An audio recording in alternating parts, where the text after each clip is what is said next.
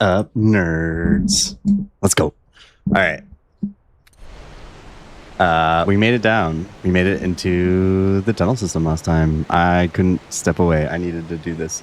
Prepare your ears. It's going to be loud because this is going to cause my stream to get DMCA'd. But here we are. We have the music puzzle. I guess if it's the music puzzle or a music puzzle. Yeah, we are going to try to get this done. It is a time-based series of puzzles. There's like a handful of different puzzles from each section. And there is Amp, what's up? Welcome. Thanks for stopping by. Everyone's nerds. It's a term of endearment, I promise.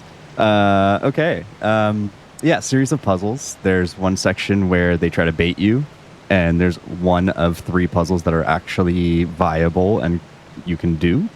And then there's a section that has a whole bunch of shifting walls. You have to find 2 puzzles that are related to the golden arrows. And then I don't know how many puzzles are in what I'm assuming is the final room, but we're gonna find out. Here we go.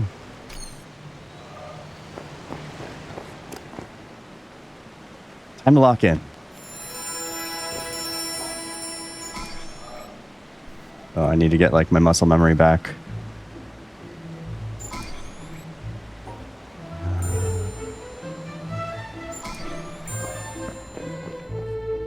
Oh yeah, I intentionally, because they don't have in-game volume control, I intentionally turn the game super down. Okay, we go up here first. That's 2. Oh, I always forget which one is next here. I think they change it up.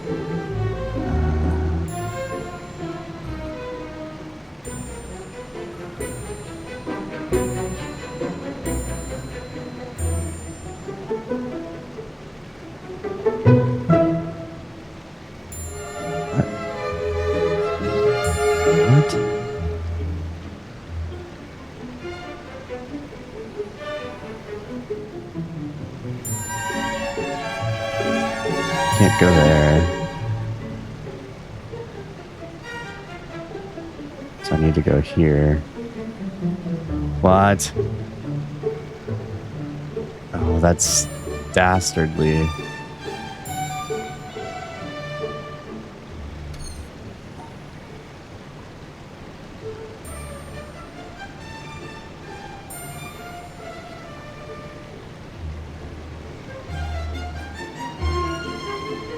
Go there. Is it ever... Nope, it's not that way. Oh gosh, this is not a good run.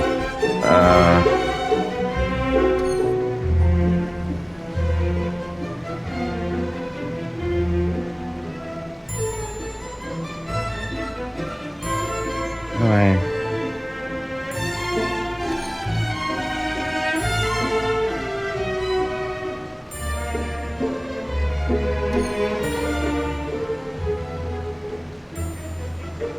There's no way that I can do it this way. What?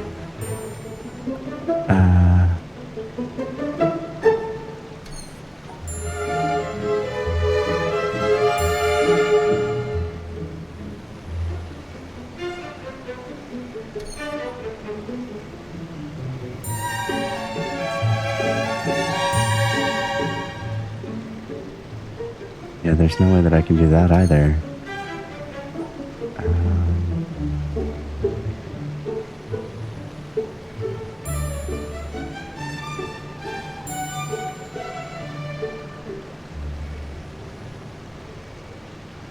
I can't go that way.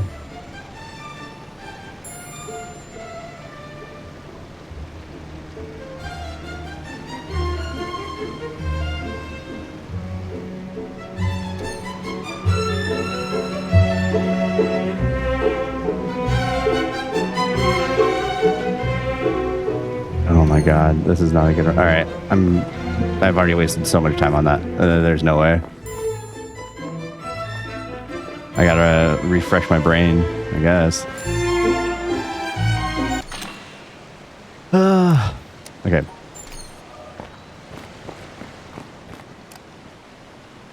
We can do this. We can do this.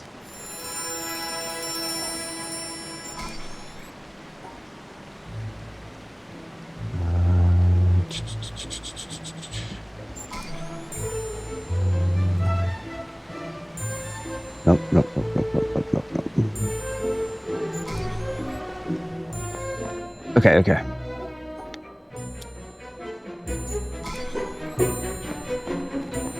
They do change it up. They do change which one the first one is. Okay.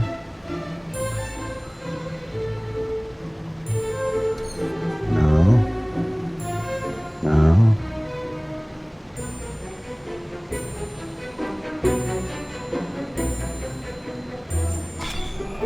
Okay.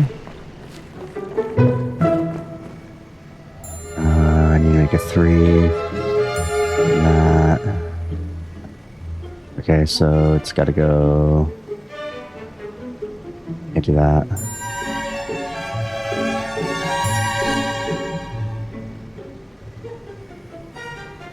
What about like that? Yep. Okay.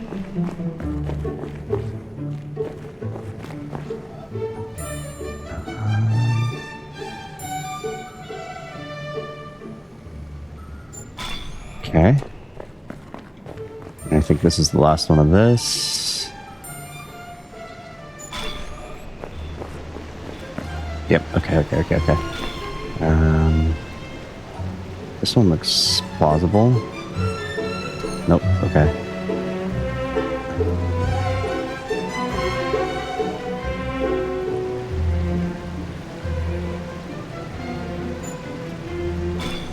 Okay.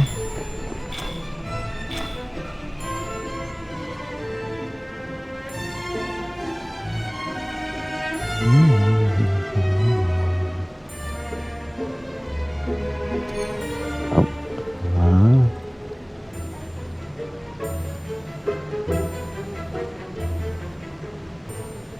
Nope, that's not it.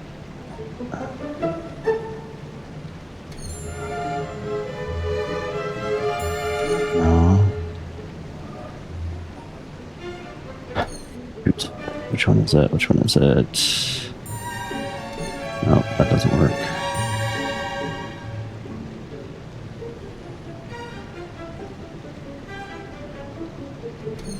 It doesn't work. No.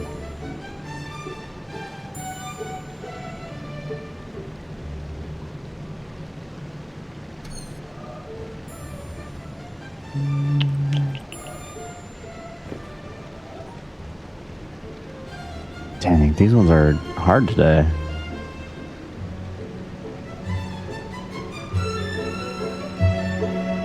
Yeah, that's not gonna work. I think it has to be this one.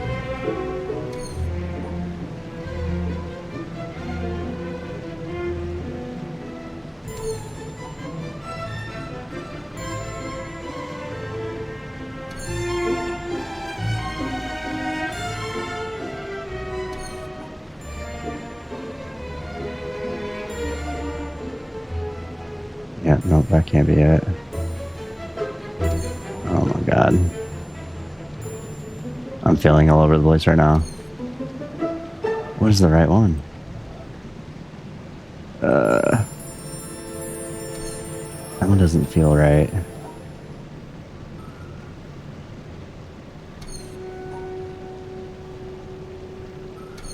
Yeah, I have to close that one out.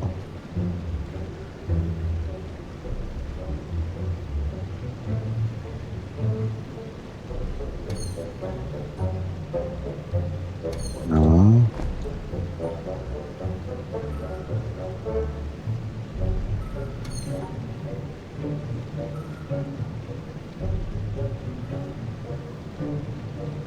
Yeah, that's not gonna work. This one seems the most plausible. But as soon as I do this, I'm screwed.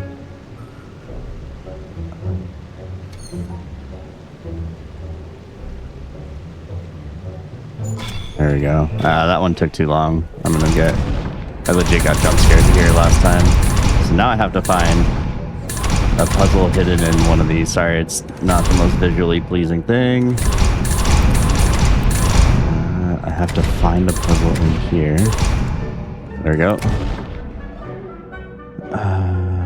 Let's see, 1, 2. That's 1, that's 1, 2. 1, 2, 1.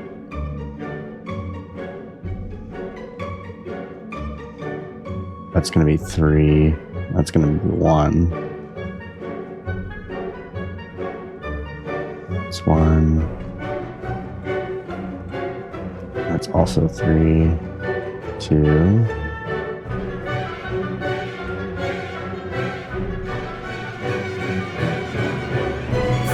Yeah, then that one has 2. 2. 1, 2. No, that's not it. It's 1, 2. 1, 2, 1, 2, 1, 2. Yeah, and then if you get it wrong, you have to go all the way back to the previous puzzle. It's okay, I was pretty much out of time anyways. Yeah.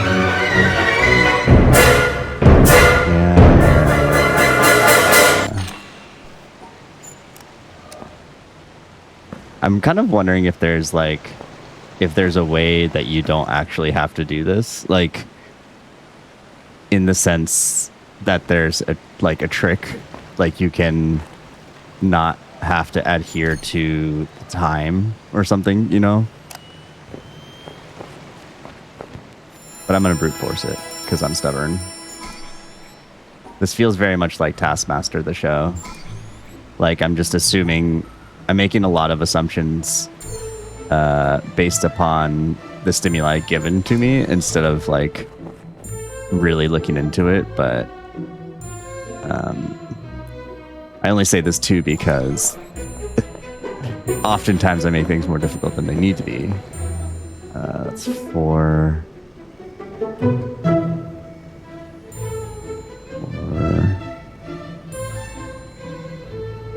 Okay. So 1, 2, 3, 4. 1, 2, 3. What?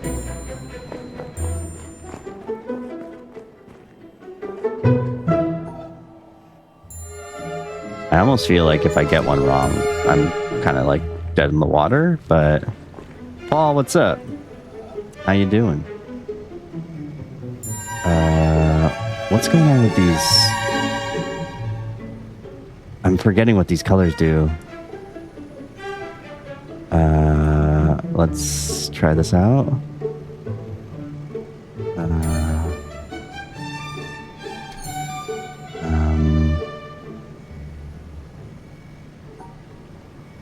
This doesn't work, right?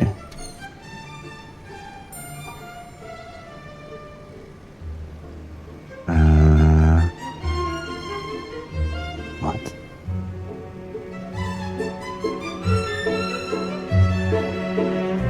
Am I tripping?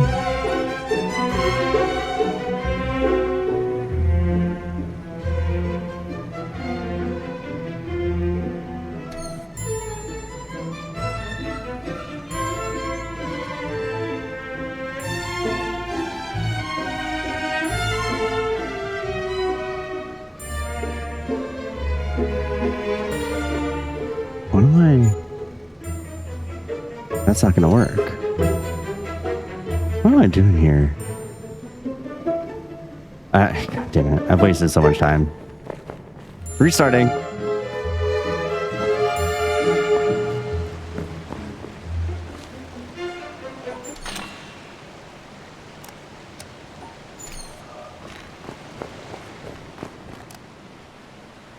Although I should be just trying to get to the last part, since I don't know what since I haven't made it to that room very successfully, I should probably just try to get to the end just to see what I have to do.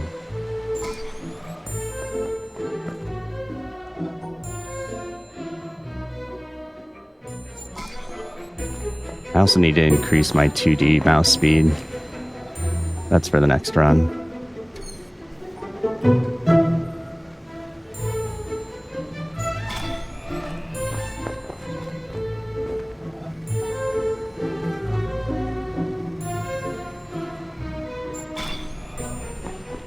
Oh, they're giving me easy ones. I gotta take advantage.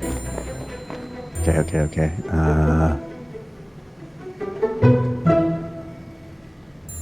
1, 2, 3, 1, 2, 3.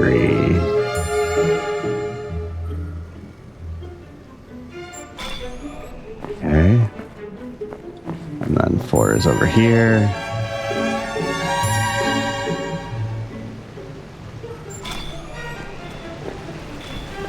Okay.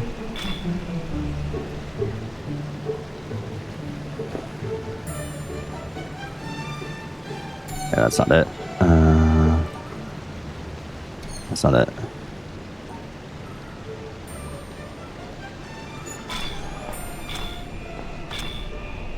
That's not it. I don't think this is going to be it.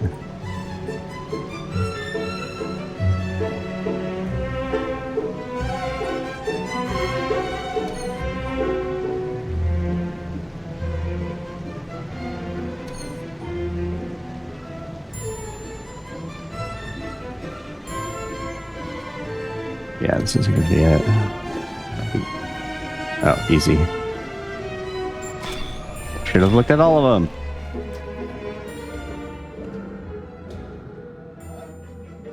Okay, 1, 2, 1, 2, 1, 2, 1,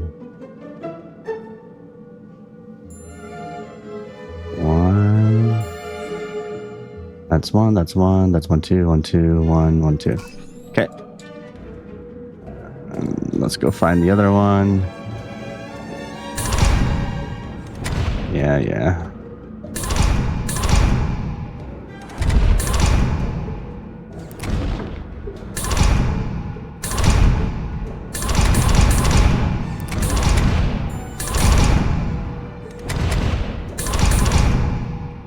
I feel like there's been kind of a trend that one is inside the puzzle and then one's on the outer. Yeah, okay. 1, 1, 1, 1, 2. 1, 2, that's 1, that's 1. 1, 2, 3. Okay, 1, 2, 3, 1, 1, 2, 1, 2, 1, 1, 1. Okay. Ah, come on. Okay. Okay, so I have 2 here.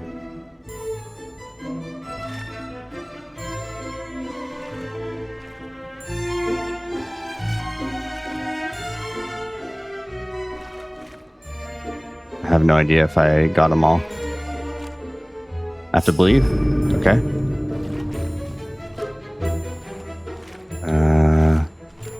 I'm starting from the top. Nope, starting from the bottom. Is there 2 here? Yes, there is. Okay. Nope, that's... I can't do that.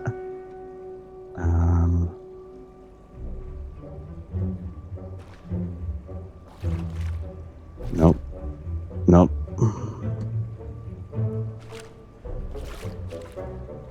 Oh god. Nope. God.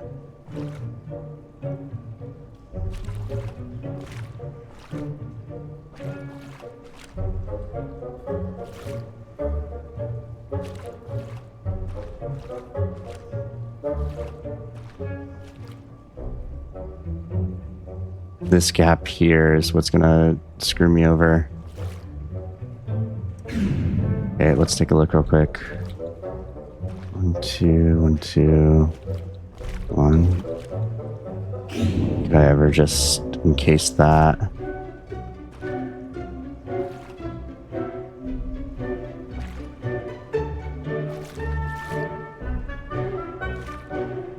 Nope. Now that's one that's under there. Shoot.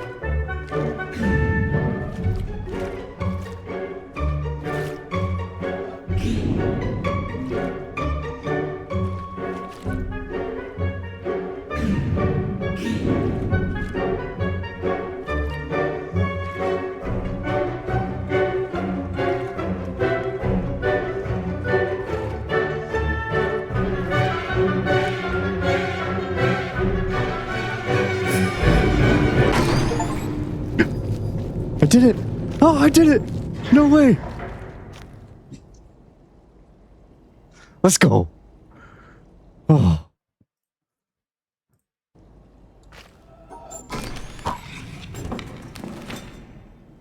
Oh. All right, I'm legitimately sweating. I mean, I probably always look sweaty, but oh, we did it. We did it. Oh. Let's go. Okay. I think I did everything down there, right? Let's go take a look. I shouldn't have to deal with these.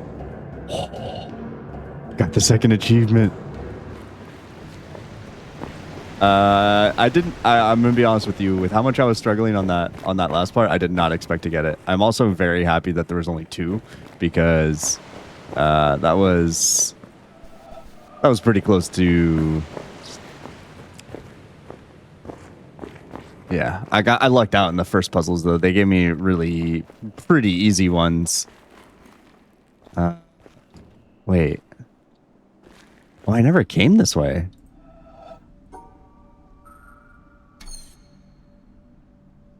One, 2. Nope. I have to go up. 1, 2. 1, 2. 1, 2. That's 3. Nope. 1, 2. That's 2. That's 1. Okay.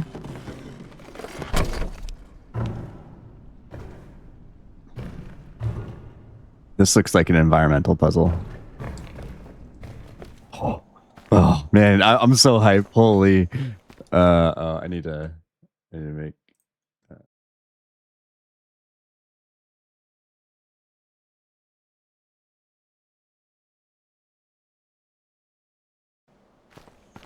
Yeah, okay. Yeah, that's kind of what I was assuming. But also, heads up, I am doing this. Well, I guess we're almost done anyways, but I am doing most of these games, if not all these games, spoiler-free as much as possible.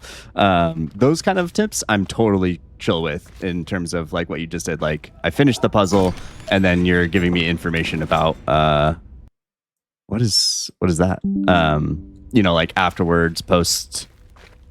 Oh my god, there's so many ways to go. Holy, yeah, that kind of stuff. That's totally cool. Yeah. Yeah, I kind of figured that there was some sort of indicator of where the walls were going to be coming up, but stubborn me. I'm just going to brute my way through it. Okay, so this is where I came from. I'm assuming that this is just going to lead me towards like openings and like connecting all of the tunnels, but we'll find out.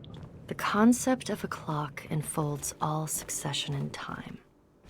In the concept, the 6th hour is not earlier than the 7th or 8th, although the clock never strikes the hour, save when the concept biddeth.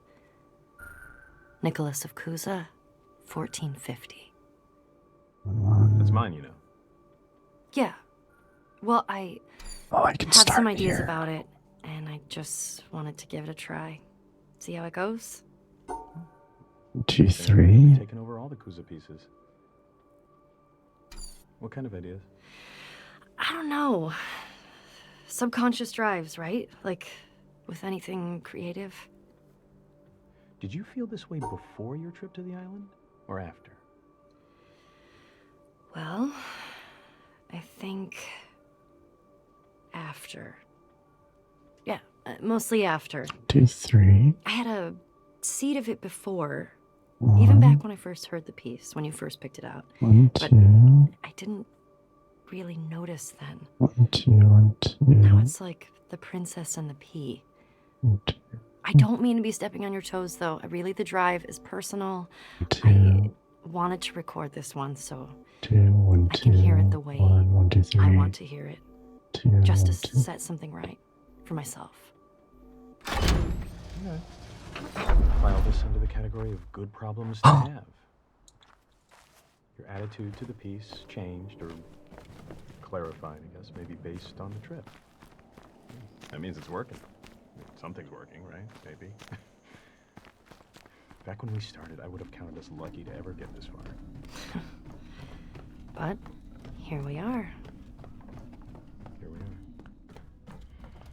Record away, and I will take... What is this for? Thanking you for this opportunity to introspect on my aversive feelings. Mm. You're welcome.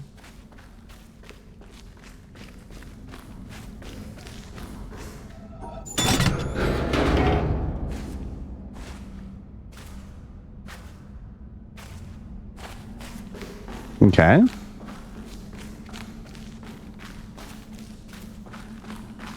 And then we get to watch the movies, I guess. I didn't, I didn't think I was going to make it this far tonight. And I also didn't realize that I was like that close to the end. Okay, let's pull up my screenshots.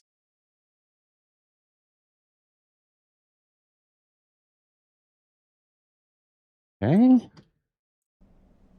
And we go here, here, here.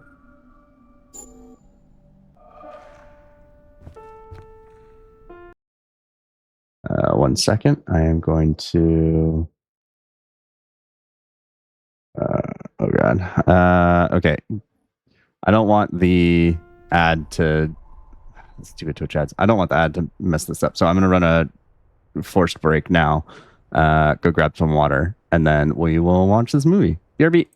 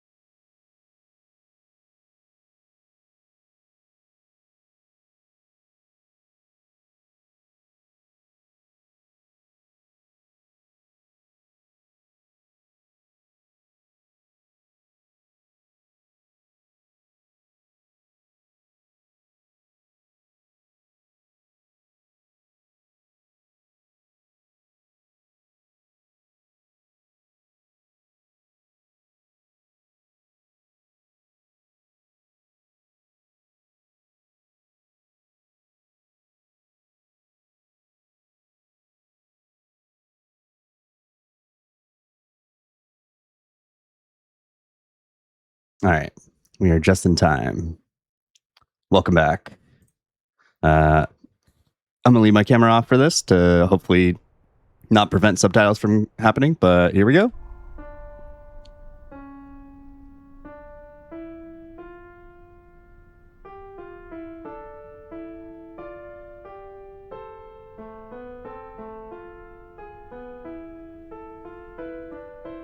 Actually, you know what? I'm going to have that screenshot of the other puzzle up on my screen just in case it's in this video. How many of you here have personally witnessed a total eclipse of the sun? Okay. To stand one day in the shadow of the moon is one of my humble goals in life. The closest I ever came was over 30 years ago. On February 26th, 1979, a solar eclipse passed directly over the city of Portland. I bought my bus tickets and found a place to stay, but in the end, they have I great couldn't food. get the time off work. Well, anyone who lives in Portland can tell you that the chances of catching the sun in February are pretty slim. And sure enough, the Pacific skies Northwest over the life. city that day were completely overcast. I wouldn't have seen a thing. That work I couldn't get out of was my first job out of college. A sales clerk at an old Radio Shack store in beautiful downtown Worcester, Massachusetts. There's a circle On my forming very as I get first day closer. behind the counter, a delivery truck pulled up to the front of the store.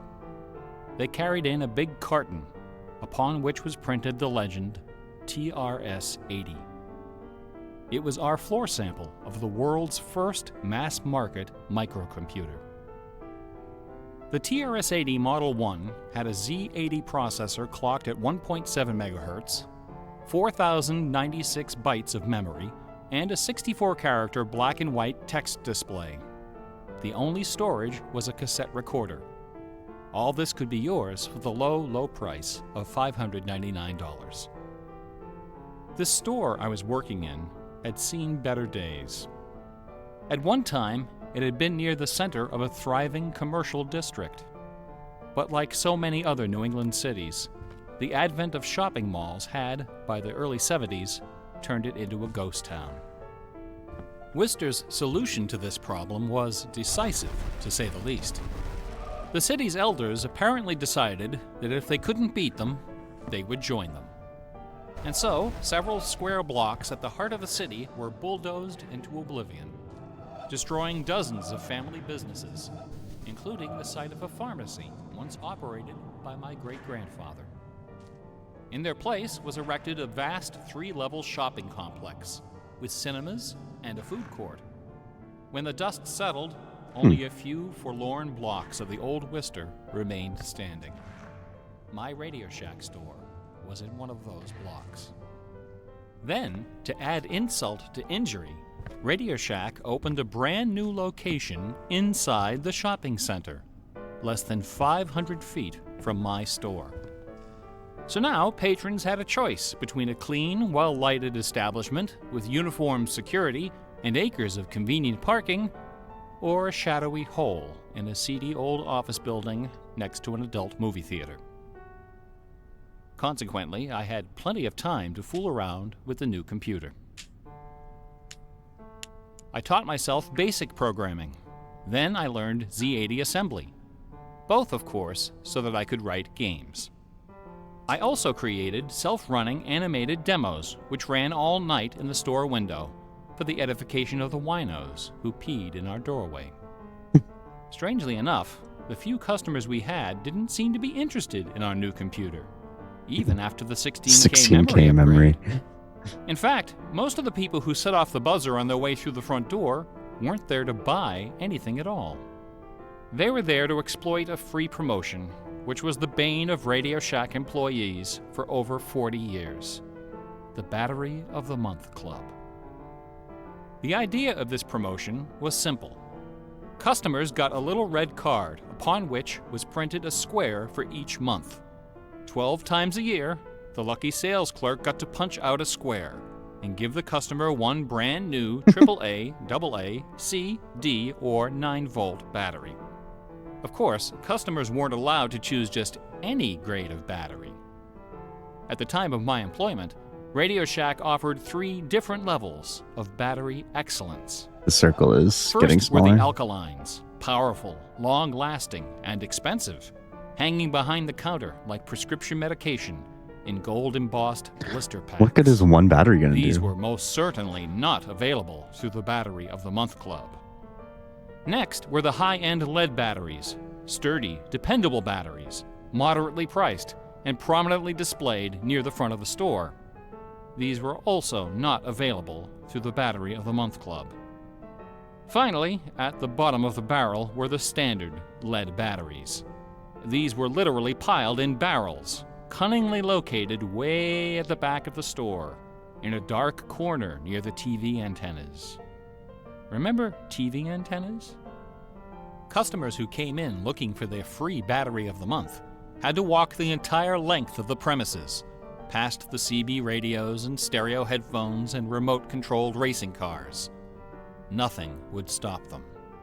On the first day of every month, like clockwork, those customers came in waving their little red cards. I would look up from my programming and wave them to the back of the store. It didn't matter that the batteries were only worth 29 cents. It didn't matter that most of them were already half dead. They came, they grabbed. And as far as I can remember, not one of them ever paid for a damned thing. I was such a crappy salesman. I was young and foolish. I thought my education in game design was happening at the keyboard. I almost missed the lesson coming through the front door. Fortunately, I wasn't the only person fooling around with games on micros. All over the country, people like me were experimenting.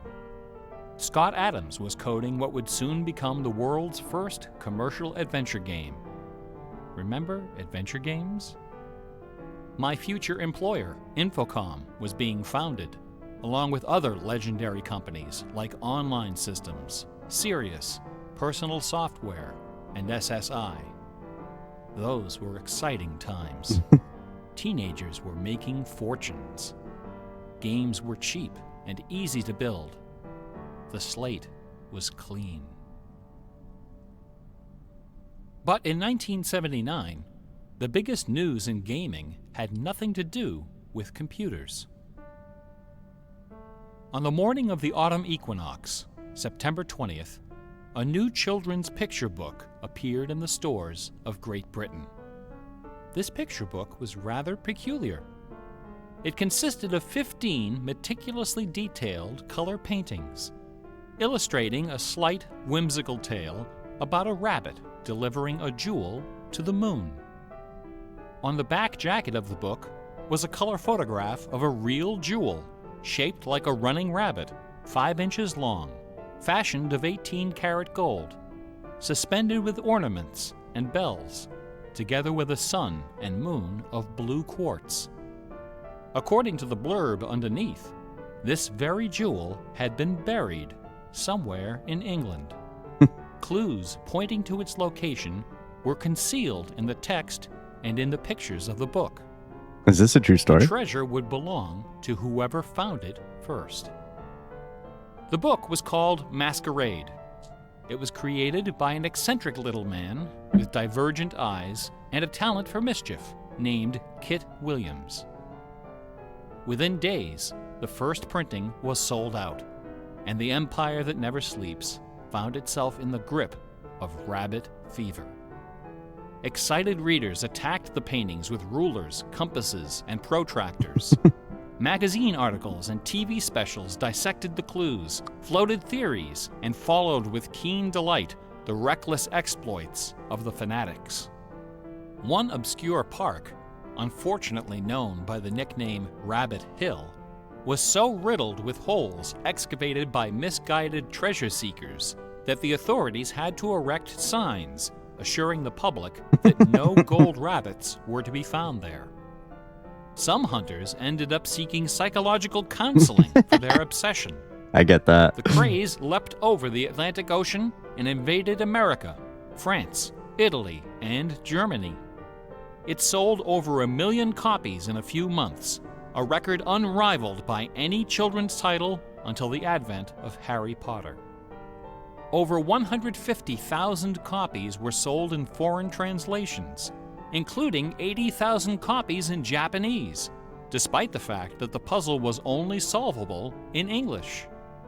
It didn't matter that the Masquerade jewel was only worth a few $1,000s. Many seekers spent far more than that in their months of exploration and travel. It was the thrill of the chase, the possibility of being the one.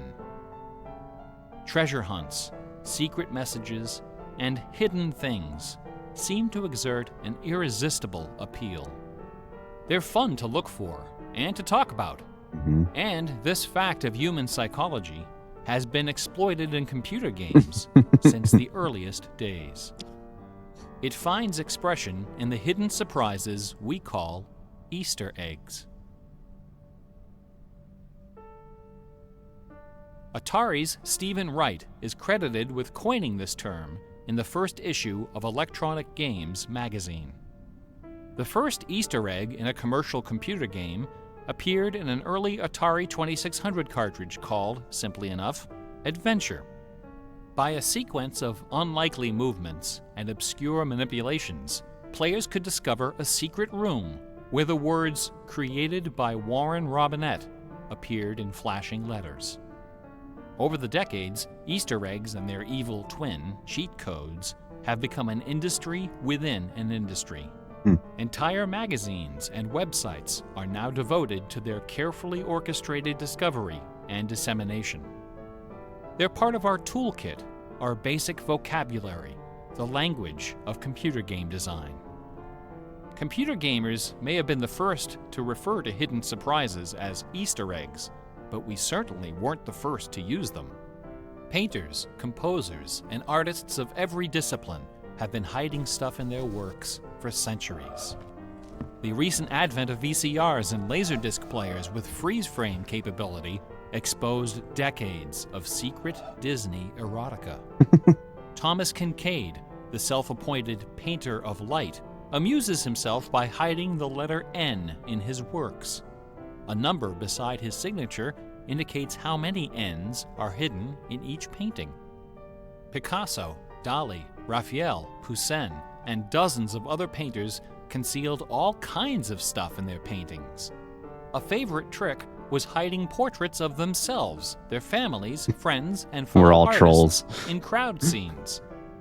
El Greco loved dogs, but the Catholic Church forbid him from including any in his sacred paintings. So he hid them, usually within the outlines of celestial clouds.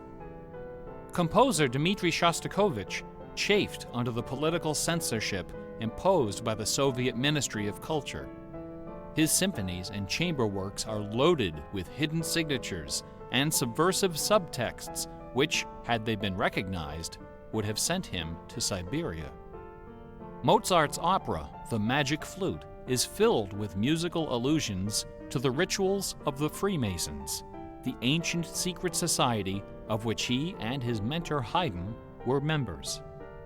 But the most famous purveyor of Easter eggs is that champion of the late Baroque, the ultimate musical nerd, Johann Sebastian Bach.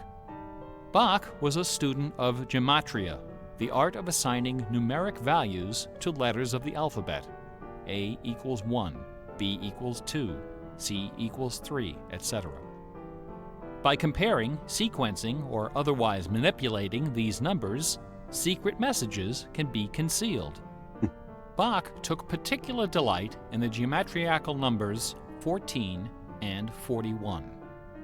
14 is the sum of the initials of his last name. B equals 2, A equals 1, C equals 3, and H equals 8.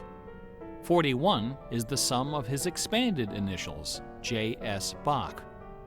These two numbers show up over and over again in Bach's compositions. Interesting.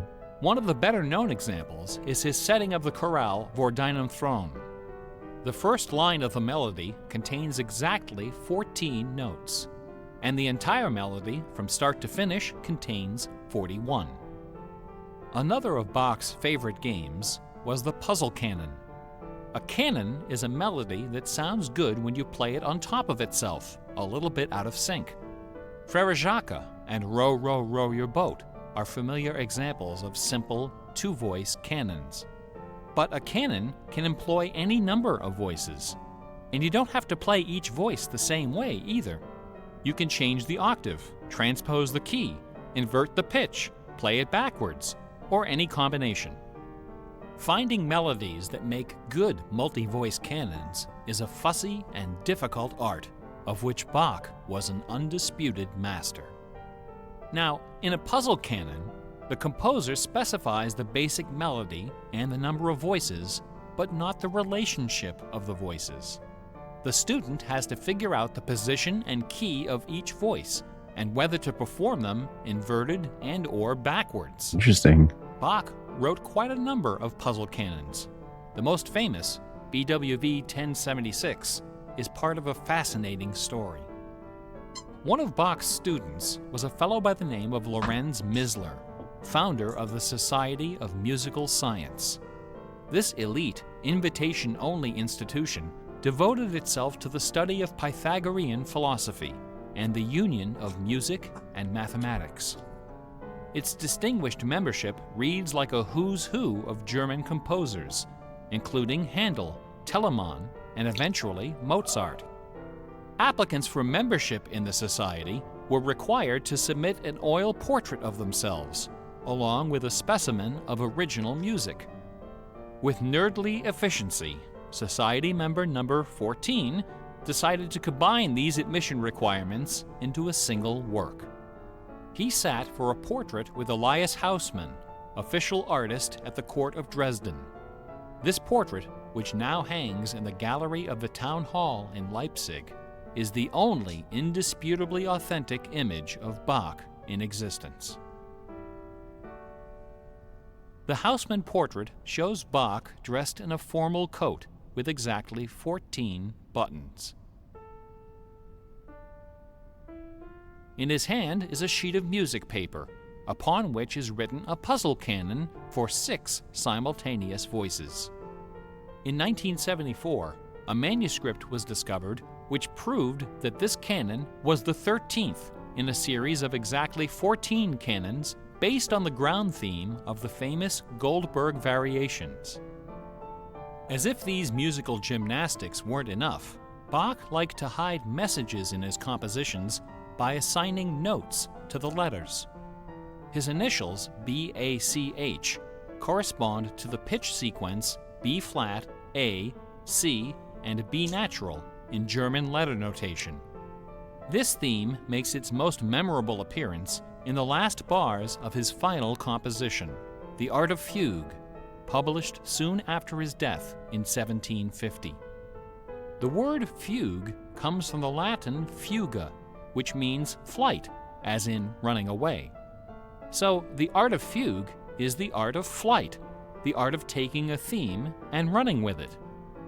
Bach wrote hundreds of fugues, but none as sublime as this sequence of 14.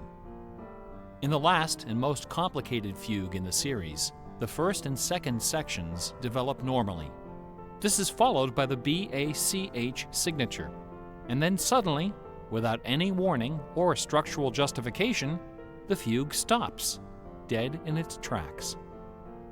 One of the composer's 20 children, his son Carl Philipp Emanuel, claimed that Bach died moments after those last few notes were written. This story is probably apocryphal.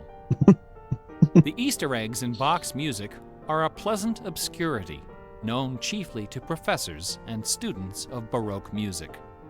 But in March of 2002, when this lecture was first delivered, those Easter eggs were the talk of the entire classical music industry.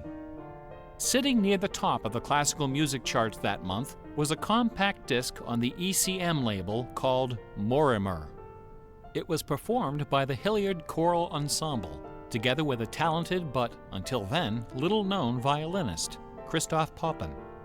The music on Morimer is based on a geometrical analysis of Bach's Partita in D minor for solo violin. This analysis, by German professor Helga Thon, assigns numeric values to the duration of notes, the number of bars, and the German letter notation of the partita. In doing so, she claims to have discovered the complete text of several liturgical ceremonies encoded in the notes.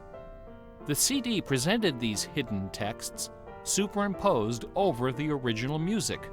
The result was strangely melancholy, dark, haunting, and very, very popular. Quite a few music critics attacked this disc. They didn't buy Professor Thon's analysis, dismissing it as a combination of numerology and canny marketing. Their caution was not without basis. Numerology is a slippery slope down which many a fine mind has slid to its doom. Allow me to offer an amusing anecdote. I'm pretty sure Jim Carrey is like obsessed with Back like in the 21 early or 90s, something like that. Before the internet took off, one of the more popular online bulletin board systems was a service called Prodigy. I bought an account on Prodigy so I could join a fraternal interest group and gossip with fellow members around the country. One day, a stranger appeared on our bulletin board. Right away, I knew we were in trouble.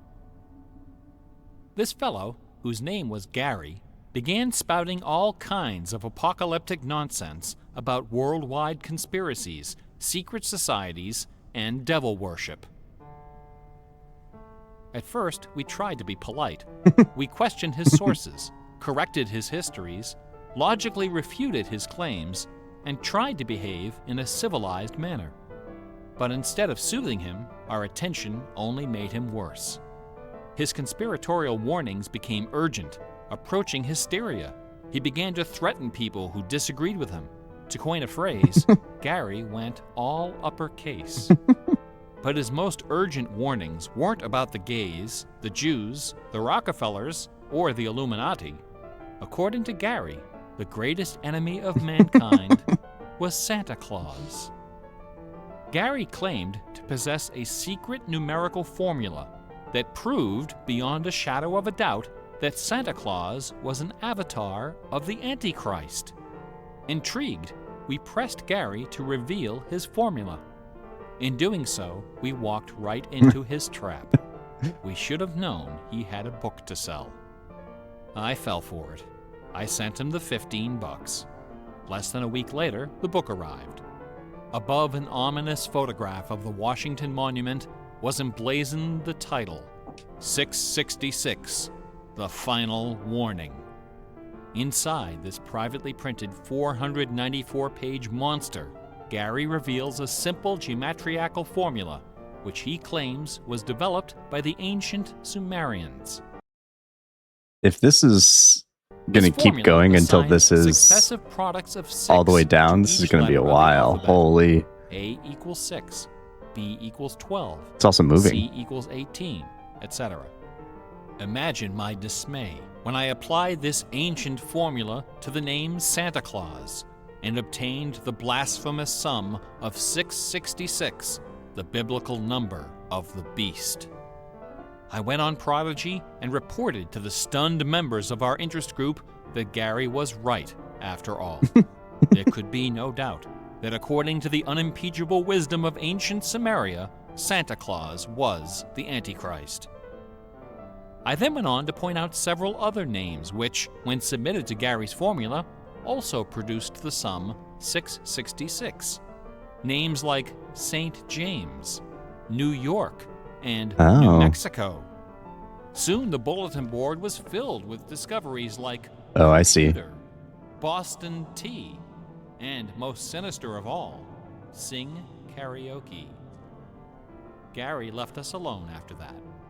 I got my $15 worth. But Gary is hardly the first person to connect secret codes to the Bible. People have been looking for Easter eggs in the Bible for hundreds of years. The Hebrew mystical tradition of Kabbalah can be described as a geometrical meditation on the Pentateuch, the first 5 books of the Old Testament. The advent of computers has made the application of numerology to the Bible fast and efficient.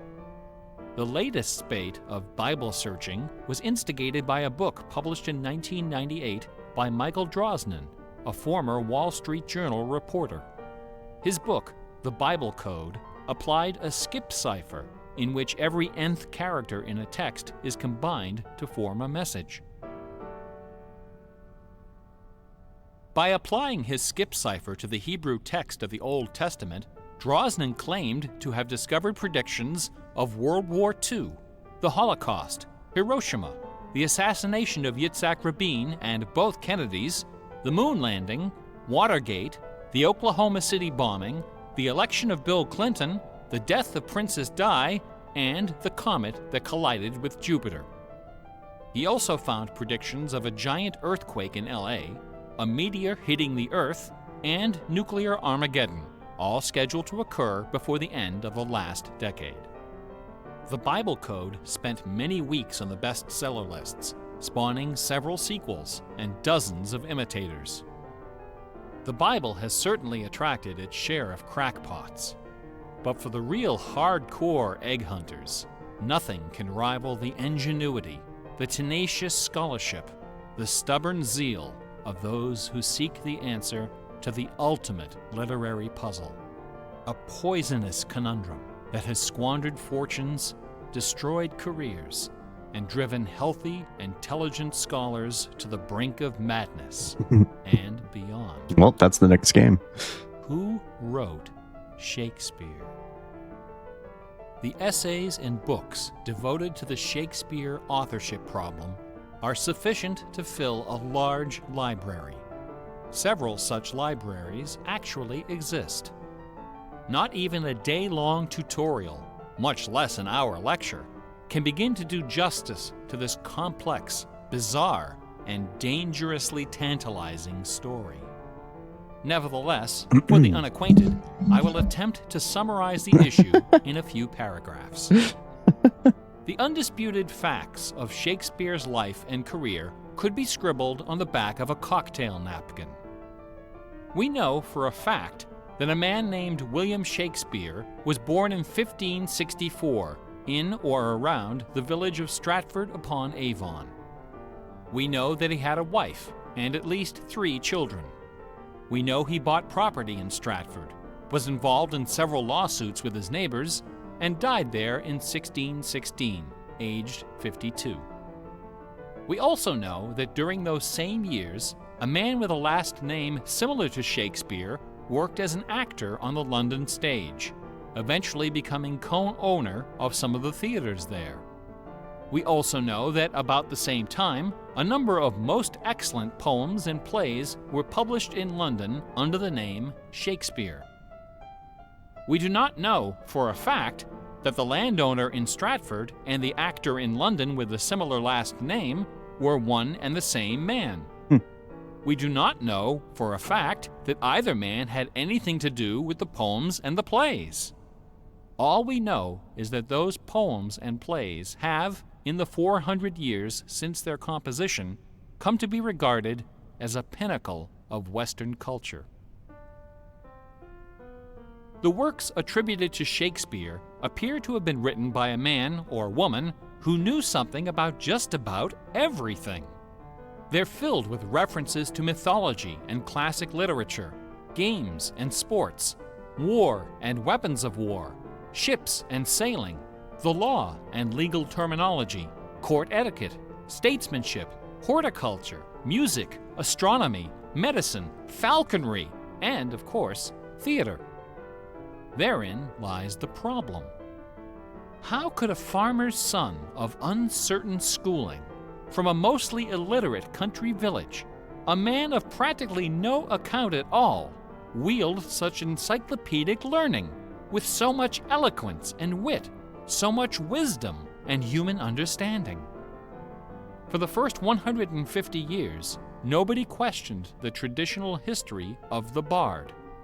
Then, in the late 18th century, Reverend James Wilmot, a distinguished scholar who lived just a few miles north of Stratford, decided to write a biography of the famous playwright.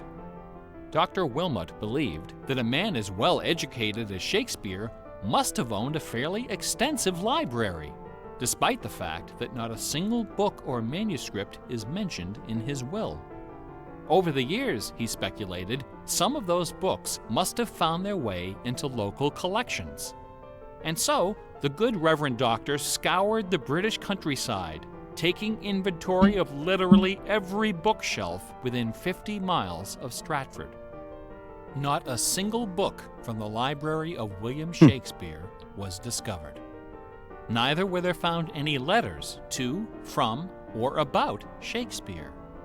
Furthermore, no references to the folklore, local sayings, or distinctive dialect of the Stratford area could be found in any of Shakespeare's writings. I had no idea. After 4 years of This is pretty interesting. painstaking research, Dr. Wilmot concluded, to his own dismay, that only one person contemporary with Shakespeare of Stratford had ever demonstrated the wide-ranging education and expressive talent needed to compose those poems and plays. That man was the multilingual author, philosopher, and statesman, inventor of the scientific method, chancellor to the courts of Queen Elizabeth and King James, Sir Francis Bacon. Dr. Reminds Wilmot me of, never dared Shadow to Hearts. publish his theory, but before he died, he confided it to a friend, James Cowell, who, in 1805, repeated it to a meeting of the Ipswich Philosophical Society.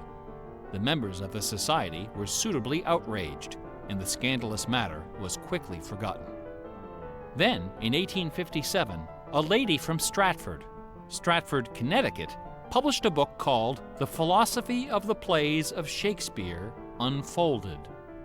In this book, Miss Delia Bacon, no relation to Francis, claimed that the works of Shakespeare were written by a secret cabal of British nobility, including Sir Walter Raleigh and Sir Philip Sidney, as well as Sir Francis Bacon. Delia Bacon's book electrified the world of letters. Battle lines were drawn between the orthodox Stratfordians and the heretical Baconians. Literary societies and scholarly journals were formed to debate the evidence. Hundreds of pamphlets, newspaper articles, and essays were published defending each side and ridiculing the opposition with that self-aggrandizing viciousness peculiar to tenured academics. Armed with her explosive book, Delia Bacon journeyed to Stratford-upon-Avon and, unbelievably, obtained official permission to open Shakespeare's grave. However, when the moment came to actually lift the stone, Delia's self-doubt precipitated a catastrophic nervous breakdown. She later died penniless in a madhouse. What? Around 1888, things began to get a bit out of hand. U.S. Congressman Ignatius Donnelly of Minnesota became interested in the Shakespeare controversy. This is wild. Browsing through his facsimile copy of the First Folio of 1623, he noted that the word bacon appeared on page 53 of the Histories and also on page 53 of the Comedies. He also noted that Sir Francis Bacon had written extensively on the subject of cryptography. Donnelly began counting line and page numbers, adding and subtracting letters, drawing lines over sentences, circling words, and crossing them out. The result was a complex and virtually incomprehensible algorithm, which he claimed was invented by Bacon to hide secret messages inside the First Folio. The greatest Easter egg hunt in the history of Western civilization had begun. Here are just a couple of the sillier highlights. A doctor named Orville Owen of Detroit constructed a bizarre research tool he called the Wheel of Fortune. This wheel consisted of two giant wooden spools wrapped with a strip of canvas 2 feet wide and 1,000 feet long. Onto this canvas, he glued the separate pages of the complete works of Bacon, Shakespeare, Marlowe, Greene, Peele, and Spenser, together with Burton's Anatomy of Melancholy. By cranking the spools back and forth, Dr. Owen could quickly zip across the pages in search of clues and cross-references. Employing a large team of secretaries and stenographers, Owen claimed to have uncovered a complete alternative history of Elizabethan England, as well as several entirely new Shakespeare plays and sonnets. Listen to this hidden verse, supposedly penned by the mighty bard himself, which inspired Dr. Owen to build his Wheel of Fortune. Take your knife and cut all our books asunder, and set the leaves on a great firm wheel, which rolls and rolls, and turning the fickle rolling wheel, throw your eyes upon Fortune, that goddess blind, that stands upon a spherical stone, that turning and inconstant rolls in restless variation. After publishing 5 thick volumes of this rubbish, Owen announced the discovery of an anagram, indicating that Bacon's original manuscripts were buried near Chepstow Castle on the River Wye. Owen spent the next 15 years and thousands of dollars excavating the bed of the river with boat crews and high explosives. What? He died before anything was How found. could you excavate with explosives when you're looking named for something that you need to Arnsberg preserve? wrote an entire book based on the analysis of the significance of a suspicious crack in the tomb of Bacon's mother. A Ray of Sanity finally appeared in 1957. To those familiar with the science of cryptology, the name William Friedman needs little introduction. During World War II, Colonel Friedman was the head of the U.S. Army's Cryptoanalytic Bureau. He is credited with cracking the Japanese Empire's most sensitive cipher. After the war, the colonel decided to apply his expertise to the study of the Shakespeare ciphers. He interviewed several of the experts in the field and prepared a detailed scientific analysis, which he published under the title The Shakespeare Ciphers Examined. His conclusion? In a word, bunk. According to the standards of cryptologic science, not one of the hidden messages purportedly discovered in Shakespeare's works was plausible.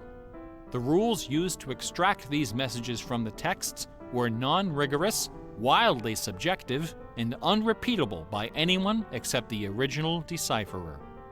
The people involved were not being dishonest. They were channeling their preconceptions. They were trapped in a labyrinth of delusion, mining order from chaos. Anglers in a lake of darkness. Lear, Act 3, Scene 6. You would think that Friedman's cold and ruthless exposure would be enough to silence the heretics once and for all. Not a chance. The books and TV specials and websites and conferences and doctoral dissertations keep right on coming. Is this a metaphor should for how point I out felt that playing the this game? Shakespeare authorship issue is not only the preoccupation of cranks and weirdos. A substantial number of respected authors and Shakespeareans have expressed serious doubts about the traditional origin of the plays. The list includes Nathaniel Hawthorne, Ralph Waldo Emerson, Walt Whitman, Henry James, Sam Clemens, Sigmund Freud, Orson Welles, and Sir John Gielgud. Living skeptics include the artistic director of the New Globe Theatre, Mark Rylance, Michael York, Derek Jacobi, Kenneth Branagh, and even that most revered and scholarly of contemporary Shakespearean actors, Keanu Reeves. The current leading candidate for the authorship is Edward de Vere, the 17th Earl of Oxford, a theory first proposed in 1920 by an English schoolmaster with the unfortunate name J. Thomas Looney. What is it about Bach, the Bible, and the works of Shakespeare that inspires this intense scrutiny? Nobody's looking for acrostics in Chaucer or Keats. There are no hit CDs of the secret chorales of Wagner or Beethoven. For the answer, we need to recognize the unique roles which the Bible and Shakespeare have played in the development of Western culture. No other single work of literature has influenced modern English more than the translation of the Holy Bible published in 1611 under the auspices of King James I. The King James Bible exemplifies the meaning of the word classic. It has been called the noblest monument of English prose, the very greatest achievement of the English language. It has served as an inspiration for generations of poets, dramatists, musicians, politicians, and orators. Countless people have learned to read by repeating the phrases in this, the only book their family possessed. Our constitutions and our laws have been profoundly shaped by its cadences and imagery. But even the glory of the King James Bible, compiled by a committee of 46 editors over the course of a decade, pales before the dazzling legacy of the Swan of Avon. The lowest estimate of Shakespeare's working vocabulary is 15,000 words, more than 3 times that of the King James Bible, and twice the size of his nearest competitor, John Milton. His poems and plays were written without the aid of a dictionary or a thesaurus. They didn't exist yet. It was all in his head. Or in all of their When heads. Shakespeare had a thought for which Elizabethan English had no word, he invented one. The Oxford English Dictionary lists hundreds of everyday words and phrases which made their first appearance in the pages of the Bard. Addiction, alligator, assassination, bedroom, critic, dawn, design, dialogue, employer, film, glow, gloomy, Creating a word gossip, is hint, a hurry, weird thought. investment, lonely, luggage, manager, switch, torture, transcendence, wormhole, zany. Hamlet alone contains nearly 40 of these neologisms. Who today would have this audacity, this giddy exuberance of invention? Only one other English author even approaches Shakespeare's facility for coining new words: Sir Francis Bacon.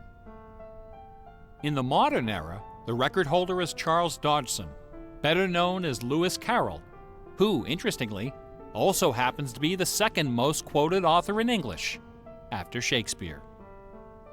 Everyone has been profoundly molded by the influences of the King James Bible and Shakespeare. Like it or not, all of us peer at the world through the lenses of these. Oh my God, great there's still so books. much. Oh no. They are the primary source documents of modern English thought, the style guides of our minds. This is all just a ploy to make you play their game longer. Contemplating these dazzling jewels of wisdom and eloquence gives rise to an extraordinary feeling, a potent, rare, and precious emotion with the potential to completely upset your life. An emotion powerful enough to make a man abandon his wife and children, forfeit career and reputation, lay down his possessions, and follow his heart without questioning. That sweet, sweet fusion of wonder and fear, irresistible attraction, and soul-numbing dread known as awe. Awe is the grail of artistic achievement. No other human emotion possesses such raw, transformative power, and none is more difficult to evoke. Few and far between are the works of man that qualify Wait, is it really? as truly awesome. I should have timed it. I guess I can check the It VOD. is awe that convinces a rabbi to spend a lifetime decoding Yahweh from the Pentateuch. Awe that Sheesh. sends millions of visitors each year to the pyramids of Giza, Guadalupe, and Mecca. It was awe that drove poor Delia Bacon to her doom. Now, please don't come away from this lecture thinking that the key to awesome game design is the installation of Easter eggs. Now go find all the Easter eggs. Ordinary games with their contrived Easter eggs and cheat codes are like the Battery of the Month Club. You have to trudge down to the back of the store to get what you really came for. If superpower is what people really want, why not just give it to them? Is our imagination so impoverished that we have to resort to marketing gimmicks to keep players interested in our games? Awesome things don't hold anything back. Awesome things are rich and generous. The treasure is right there. One afternoon, I was sitting alone behind the counter at that old Radio Shack store. My boss had stepped out for some reason. I have to imagine An someone elderly somewhere woman walked through the front door. imply or not Like implied most of our customers, she was implemented shabbily some sort of dressed. cipher on this probably exact on a text fixed and income. found something. I assumed she was there for her free battery. But instead, she placed a portable radio on the counter. This little radio came from the days when they boasted about the number of transistors inside on the case. It was completely wrapped in dirty white medical tape. The woman looked at me and asked, "Can you fix this?" Slowly, I unwrapped the medical tape, peeling away the layers until the back cover of the radio fell off, accompanied by a cloud of red dust. The interior of the radio was half eaten away by battery leakage and corrosion. I looked at the radio. I looked at the old woman. I looked back at the radio. I reached behind me, where the expensive alkaline batteries were hanging like prescription medication, and removed a gleaming 9-volt cell from its gold blister pack. Then I pulled a brand new transistor radio from a box, installed the alkaline, and helped the lady find her favorite station. No money changed hands. She left the store without saying a word. He is a terrible salesman.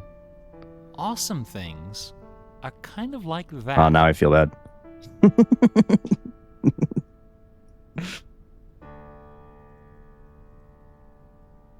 Bach offered his students very specific insight into the source of awe. In addition to BACH, 2 other sets of initials are also associated with Bach's music. These initials are not hidden in the notes. Instead, they're scrawled right across the top of the manuscript for the whole world to see. The initials are SDG and JJ. There's been a couple of times where the SDG captions stands are for different the than what Latin is phrase, spoken. Sole Deo Gloria, to the glory of God alone. JJ stands for Jesu Juva, help me, Jesus. Bach wrote all of his great masterpieces sub specie aeternitatis, under the aspect of eternity. He did not compose only to please his sponsors or to win the approval of an audience. His work was his worship. Bach once wrote, "Music should have no other end and aim than the glory of God and the recreation of the soul. Where this is not kept in mind, there is no true music, but only an infernal clamor and ranting." The name of the power that moves you is not important. What is important is that you are moved. Awe is the foundation of religion. No other motivation can free you from the limits of personal achievement. Nothing else can teach you the art of flight. Computer games are barely 40 years old. Only a few words in our basic vocabulary have been established. A whole dictionary is waiting to be coined. The slate is clean. Someday soon, perhaps even in our lifetime, a game design will appear that will flash across our culture like lightning. It will be easy to recognize. It will be generous, giddy with exuberant inventiveness. Scholars will pick it apart for decades, perhaps centuries. It will be something wonderful, something terrifying, something awful. A few years ago, I was invited to speak at a conference in London. My wife joined me, and we took a day off for some sightseeing. We decided to visit England's second biggest tourist attraction, Stratford-upon-Avon. It was cold and rainy when our train arrived. Luckily, most of the attractions are just a short walk from the station. We visited Shakespeare's birthplace, a charming old house along the main street, which attracts millions of pilgrims every year, despite the complete lack of any evidence that Shakespeare was born there or even lived anywhere near it. We went past the school where Shakespeare learned to read and write, although no documents exist to prove his attendance. We visited Anne Hathaway's cottage, the rustic country farm where his wife spent her childhood, although no record shows anyone by that name ever having lived there. Wait, Anne Hathaway's a Finally, vampire? we came to the one location undeniably associated I knew with she was wonderful. Shakespeare. Trinity Parish Church, on the banks of the River Avon, where a man by that name is buried. This beautiful church is approached by a long walkway between rows of ancient gravestones, shaded by tall trees. The entrance door is surprisingly tiny. No cameras are allowed inside. The interior is dark and quiet. Despite the presence of busloads of tourists, the atmosphere is hushed and respectful. A few people are seated in the pews, deep in prayer. An aisle leads up the center of the church. The left side of the altar is brightly illuminated.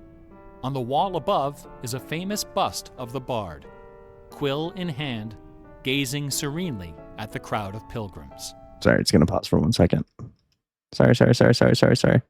On the floor beneath, surrounded by bouquets of flowers, at the very spot where Delia Bacon lost her mind, the gravestone of William Shakespeare bears this dire warning.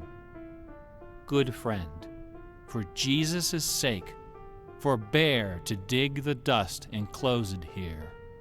Blessed be the man who spares these stones, and cursed be he that moves my bones. Every year, 3 million pilgrims arrive from every nation on earth to approach this stone and consider the likeness of a man whose body of work can only be described as awesome. By contrast, the right side of the altar is dark and featureless. Nobody of any consequence is buried there. The only point of interest is a wooden case of simple design, carved of dark oak. Inside the case, sealed beneath a thick sheet of glass, lies a large open book.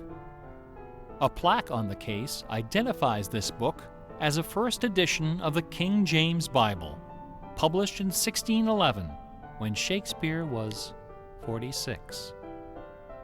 Not many pilgrims visit this side of the altar. Most of those that do simply glance at the book, read the plaque, and move along. A few, more observant, note that the Bible happens to be opened to a page in the Old Testament, the book of Psalms, chapter 46. No explanation is given for this particular choice of pages. For the initiated, none is necessary. If you are of inquisitive bent, if you are intrigued by English history and literature, if you value your peace of mind, cover your ears now.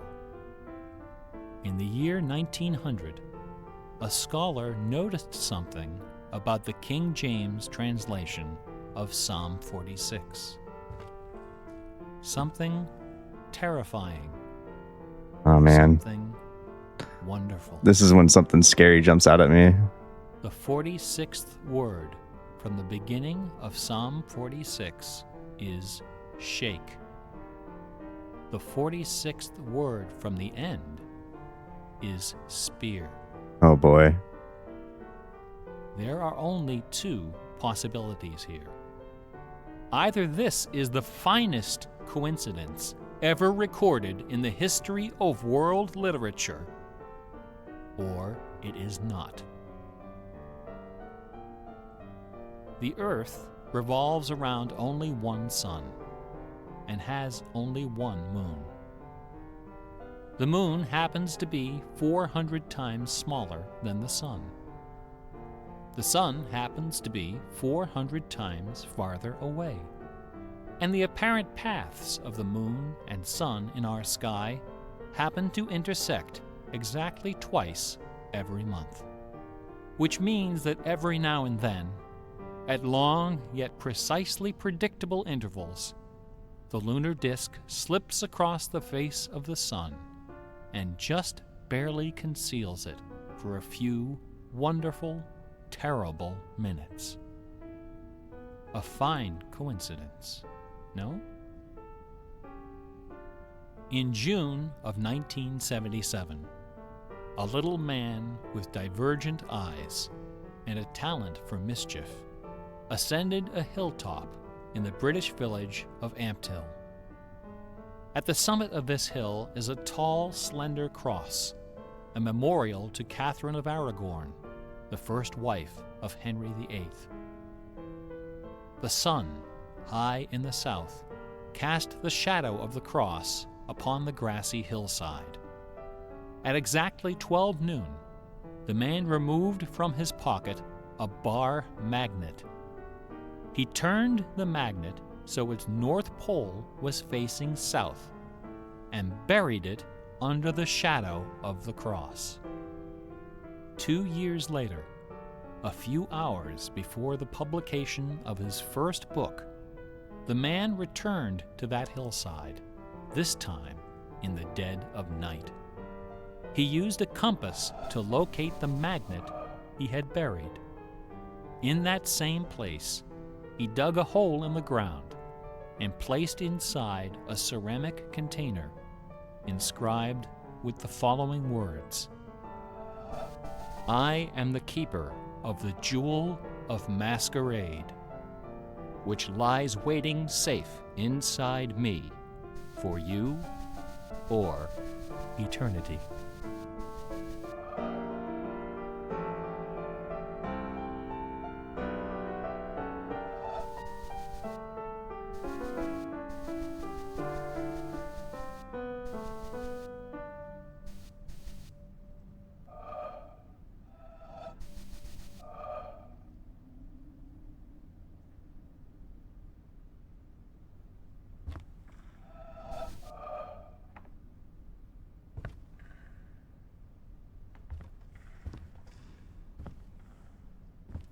I don't like this.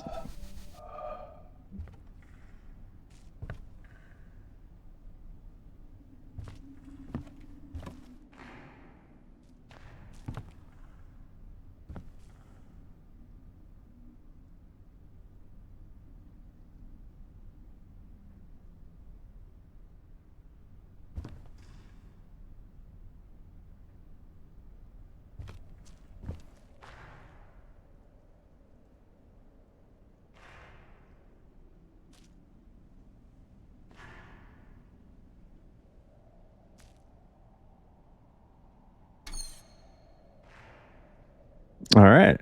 Well. Okay, nothing scary. Nice. I appreciate that. Okay. Well, I think the last thing that I need to do is figure out where that last puzzle is. And by that last puzzle, I mean in the cave.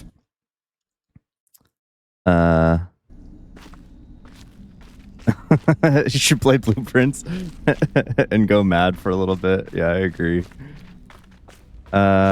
This one, right? Yeah. I need to find that.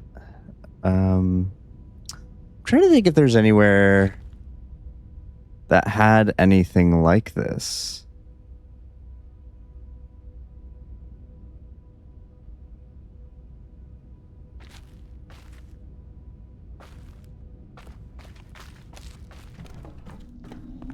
Nope, don't go that way.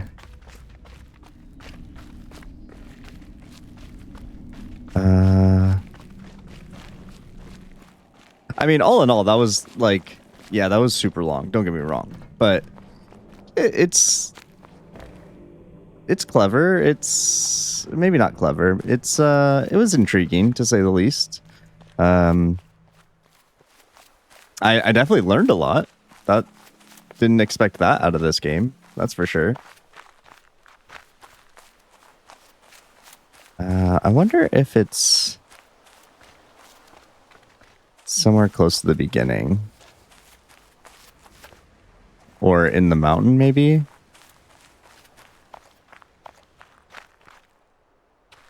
No.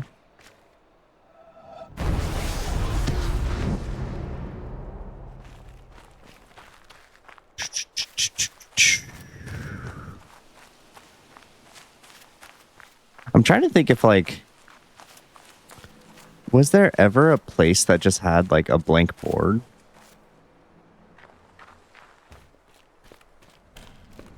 Maybe something unlocked down here?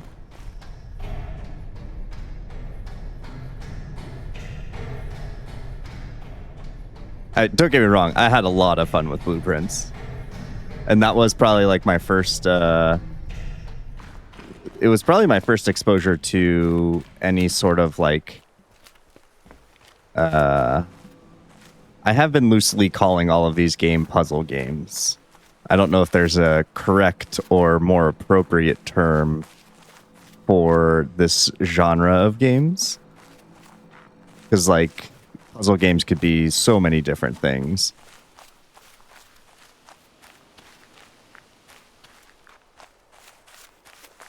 Where would I find that puzzle?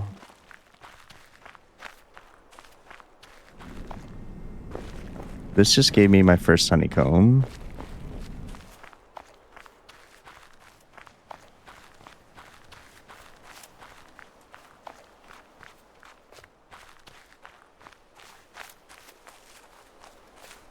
Or what's another? Where's the most likely place they would hide something like that? Right?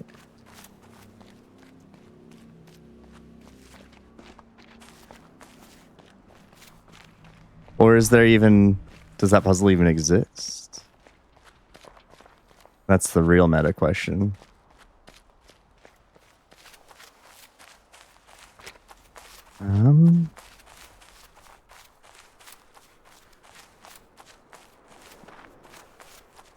Okay. Did I ever go out here?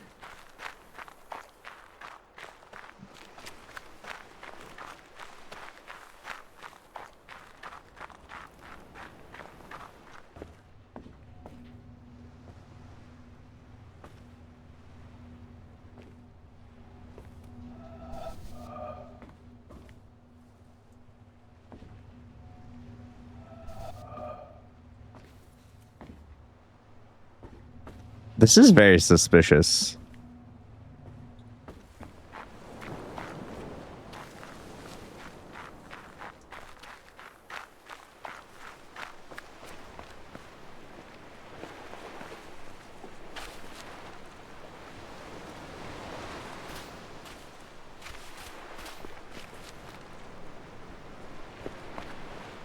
Okay, so this takes me over to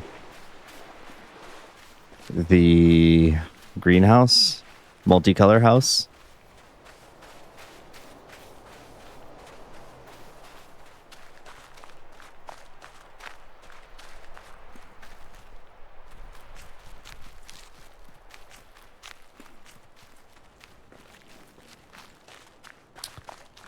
Was there ever a puzzle that had...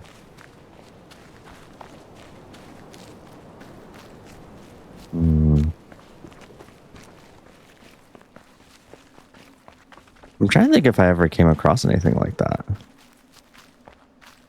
We went in there.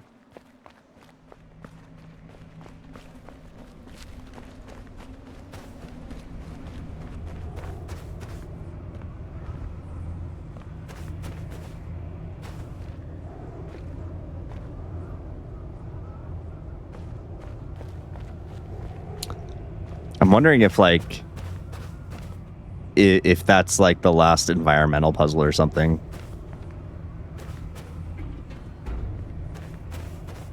Like there's somewhere that you can look that makes that type of a grid.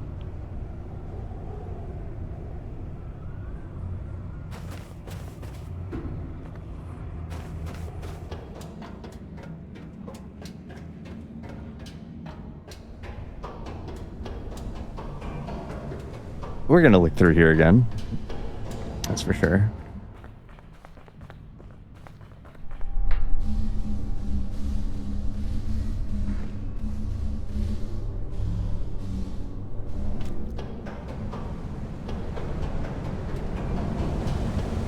Like there's so many points in this game and map where it gives you the access or the ability to look somewhere. And my guess is that it's trying to display or give you access to an environmental puzzle. But that's not why I'm here. Oh wait, since it's already down. Oh, that's troll. Okay. Okay. I agree. I have encountered that a handful of times. Oh, wrong way. Sorry, I need to get better at rephrasing things instead of just talking at chat. I agree. The island is very big.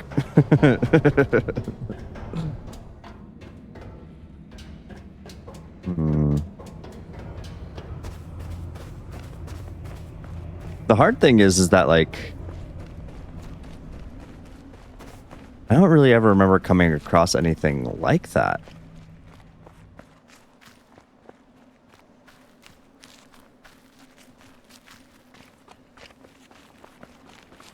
And if I did, then that memory is long gone.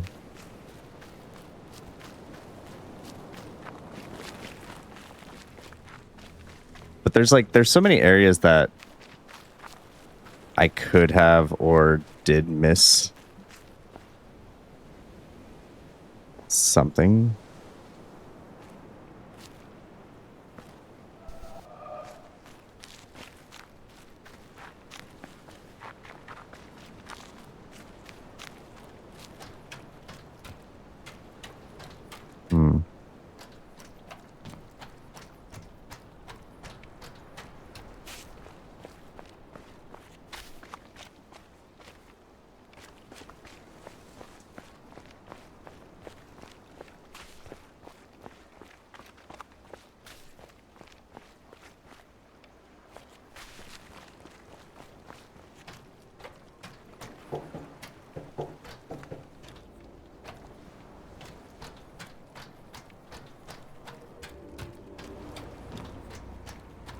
And like, I feel like I discovered all of the, like, as far as I know, I didn't leave any. Well, I've definitely left puzzles unsolved. That's, I mean, yeah, I didn't try to go for 100%. I didn't try to, you know, the snake, what's up? It goes good. We have officially gotten the second achievement. So I think I am, more or less done. There was one sheet of paper that you get in the end that depicts a puzzle, and that is I think that's going to be the last thing that I do. I did kind of get it spoiled that the environmental puzzles are more or less Korok seeds in Breath of the Wild. They are purely just for collection basis and that kind of stuff. So I ultimately decided that that's not going to be what I want to be doing right now. But if they give me something that seems to have some sort of significance, I am going to try to pursue it. And that is what we're doing right now. Just trying to figure out where I can go, or if I have seen I still haven't set up a secondary window or scene in OBS to show my pictures, but more or less just trying to figure out if and where I can go. Yeah, and like I've definitely discovered quite a few of them, but like, for instance, there's like a handful on the boat even, and I am not gonna mess with boat mechanics to try to figure it out, because the boat is pretty rough.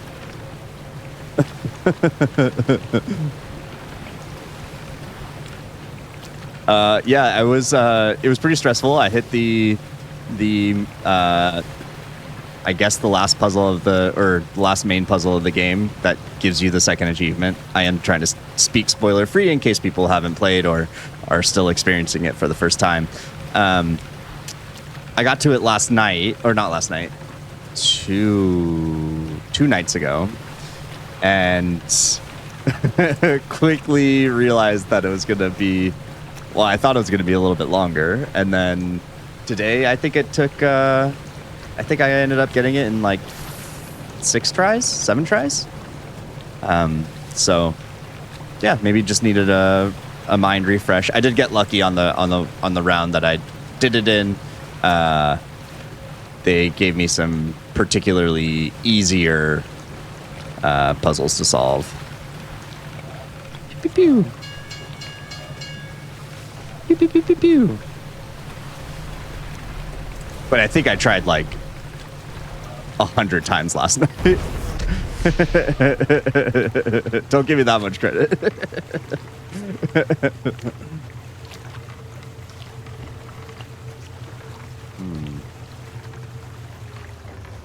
Where would I have seen something like that?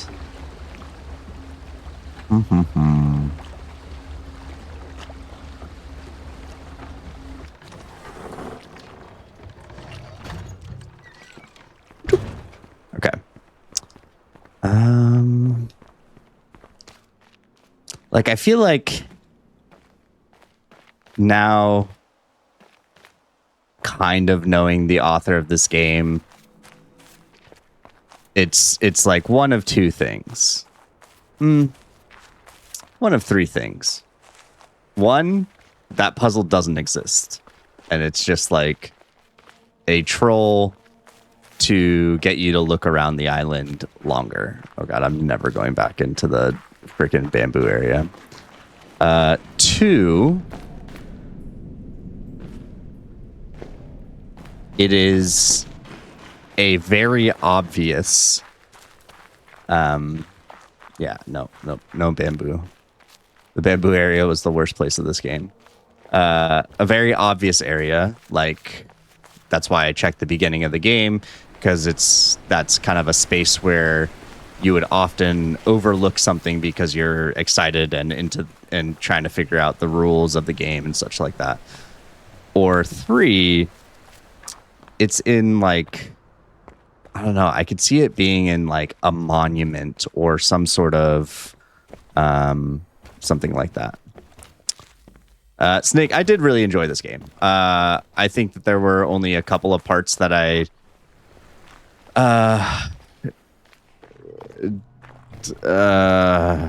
did not have fun with.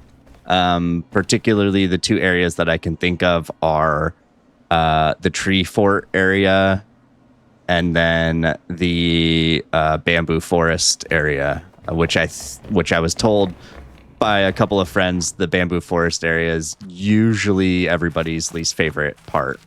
And I'm one of those people. But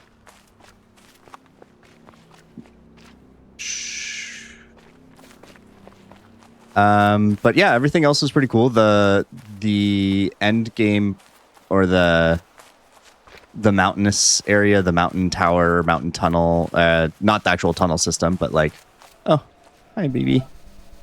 The mountain tunnel, or the mountain tower, was pretty cool. I really enjoyed the puzzles that they had in there, where you like draw the path and all that kind of stuff. Oh wait. Oh, I'm trying to remember where it is now. I remember seeing a pillar like these black obelisks, and it had triangles on them. Oh, I know what I'm looking for now. Now I just got to find it, I think. Yeah, I could see how and why people would have fun with the sound area. I think for me, it was particularly just a situation of like, they're not necessarily testing me on like I don't know how to phrase this. Oh, this is it. Is it? Oh, this is something else. And it's actually nothing. Dang it.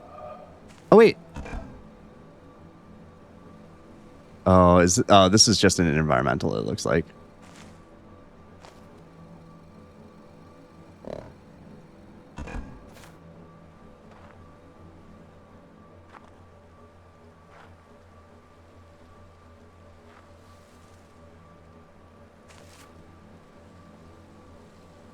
Oh, I see. Yeah, it didn't really feel like it was testing me on like my analytical thinking or problem solving via puzzle based systems. It was more so testing me on a like not a physical attribute, but more or less like a physical attribute, right? Like if a puzzle game had a way to test your grip strength and it said, you know, you had to do your grip strength, it's kind of on that same board, right? I think it was a clever idea, but yeah, it just wasn't fun for me. Can I go this way? That's once. Oh wait, no, I can't do that. I have to go around like this, yeah. And then I have to jut up one. That's one. That's one.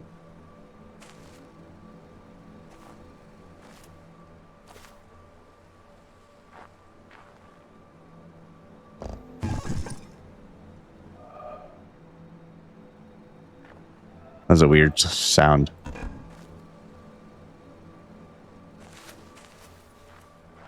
Okay, so that's one. Okay. 1, 1. That one has 1. 1, 1.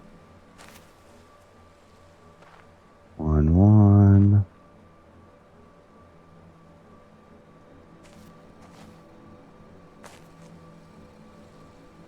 One, 1. 1, 1.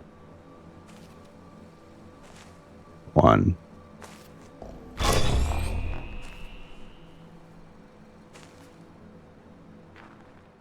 Hell did that do?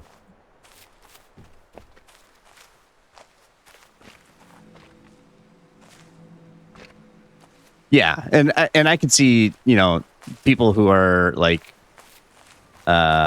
musically adept would probably have no problem with that.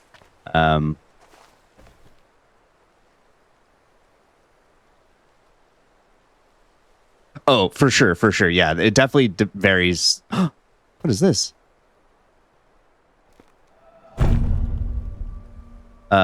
It definitely varies per person, right? Because that was actually one of the big things that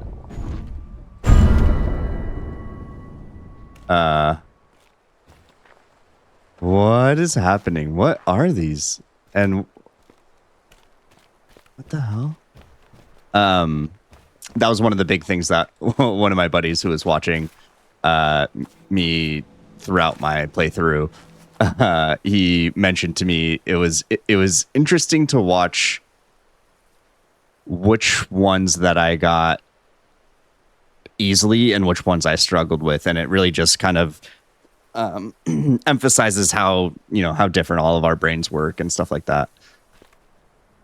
I definitely struggled with the shape ones for a long time. And in the first scene or attempt of those shape ones, I legitimately thought of every single solution that it could be, except that they could be, you know, the same shape, but like moved around. And that was like my biggest roadblock. As soon as I got that, I was like, okay, these are a lot more simple now. What is this doing? I don't even know what that could be like changing even.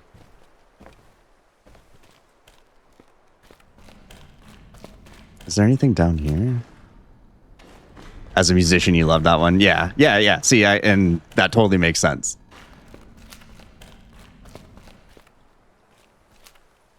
I love music, and I have played guitar for a very long time, and currently self-teaching myself piano.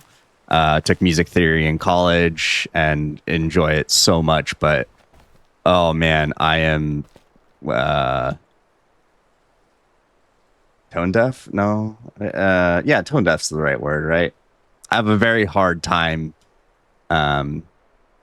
differentiating between pitches while listening. So I give so much credit to anybody that can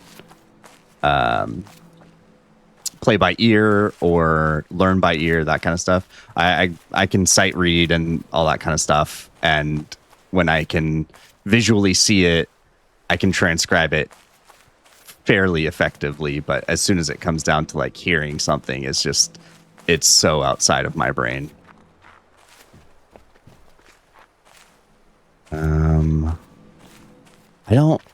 I'm so confused as to what these different little notches do. And like, what is it?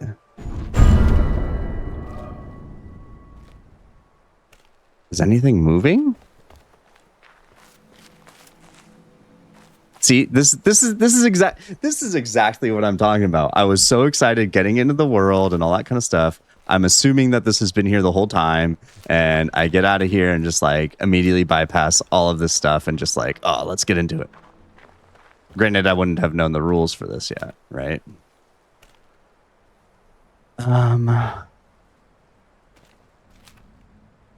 This doesn't match my screenshot, right? Yeah, no. 7, 10. Oh, I guess oh, wait, no. If this were that last puzzle, it would have me ending here. But that's not possible.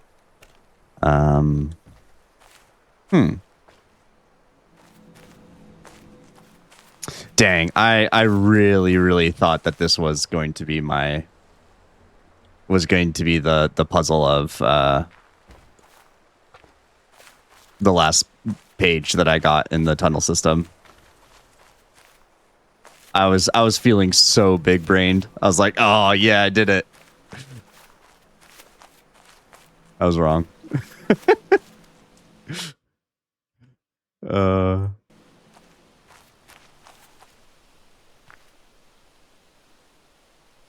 Oh, interesting. Yeah.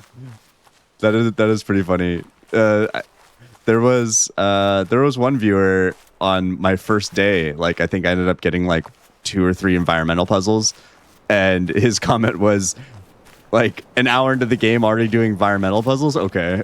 Chill. And I didn't even know what environmental puzzles were. I was just like, hey, that looks like a circle and fits the theme of everything that I've been doing thus far in the game. Like, let's click some buttons. Okay, this was the like secret path, right? Yeah. Oh. Of all the communities available to us, there's not one I would want to devote myself to, except for the Society of True Searchers, which has very few living members at any time. Albert Einstein, 1924. Oh man, I'm so curious.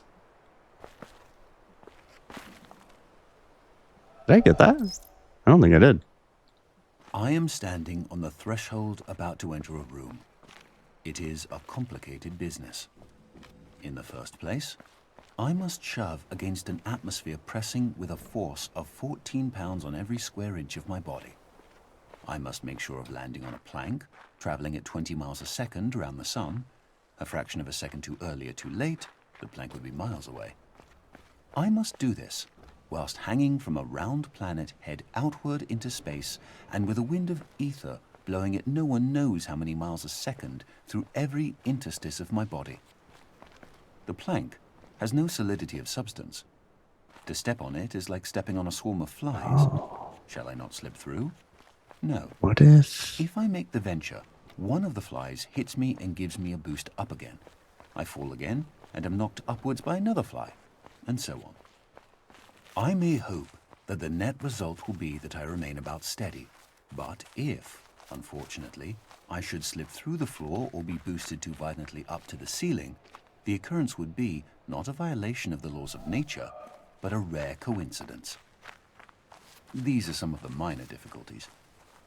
I ought really to look at the problem four-dimensionally as concerning the intersection of my world line with that of the plank. Then again, it is necessary to determine in which direction the entropy of the world is increasing in order to make sure that my passage of the threshold is an entrance, not an exit. Now I'm just looking through the town to see if there's any more like pillars and stuff. It is easier for a camel to pass through the eye of a needle than for a scientific man to pass through a door. And whether the door be barn door or church door, it might be wiser that he should consent to be an ordinary man and walk in, rather than wait till all the difficulties involved in a really scientific ingress are resolved. Arthur Eddington, 1927. My thought was that maybe those puzzles in the very beginning were changing something over here.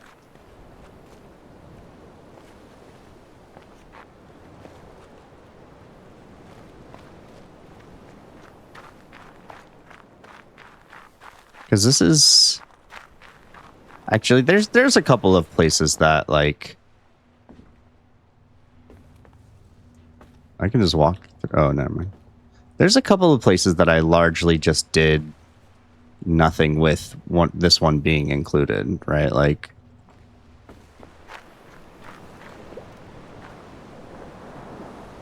oh.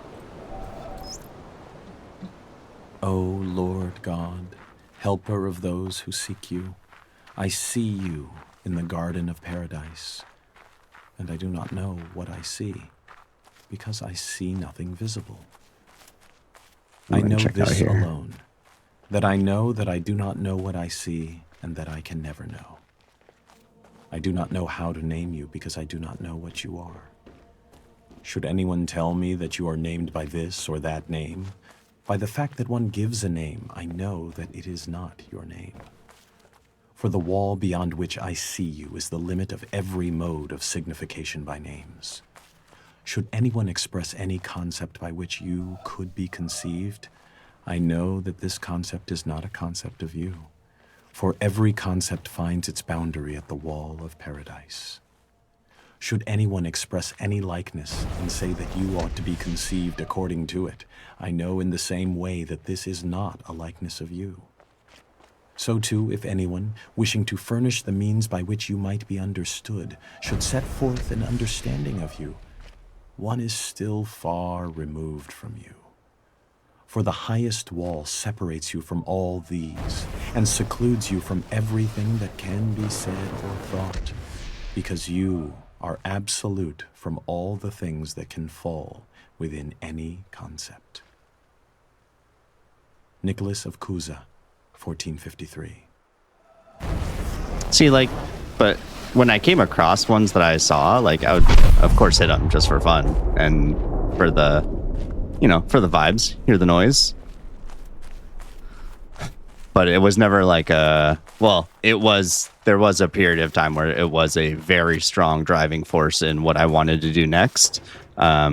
And to save my sanity, my friend did very graciously tell me that it was largely unimportant.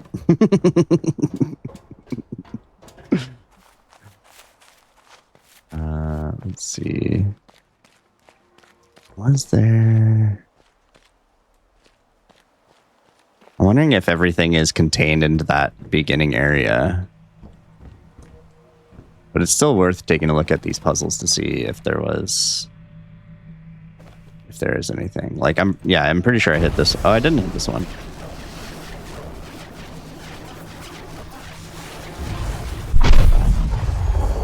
Yay.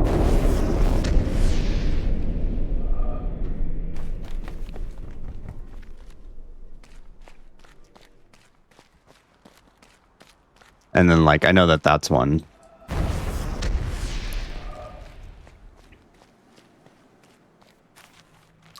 I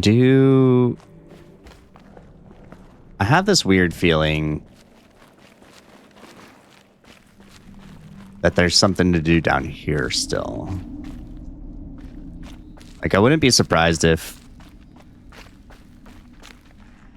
that last page is something to do with in here.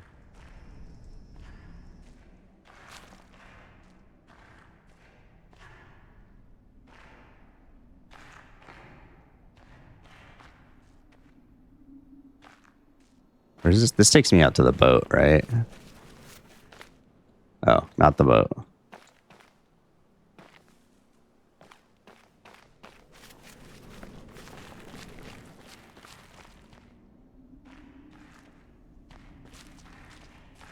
Okay.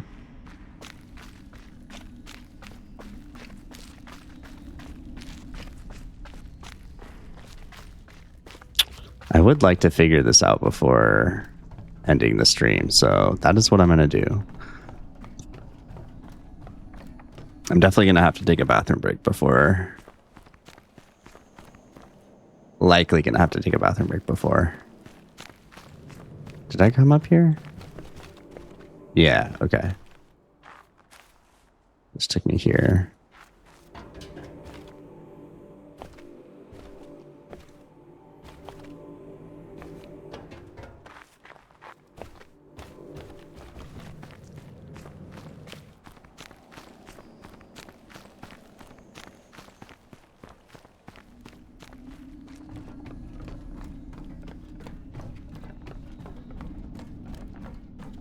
Wait, was there another way? Sorry. Oops.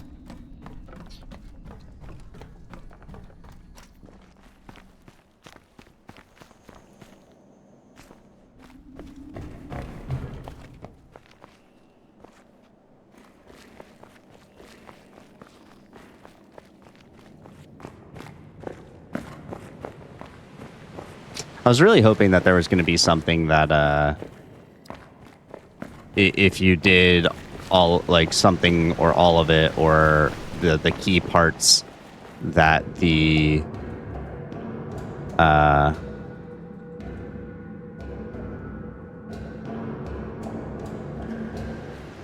did want to look at something. That the elevator would do something different at the end.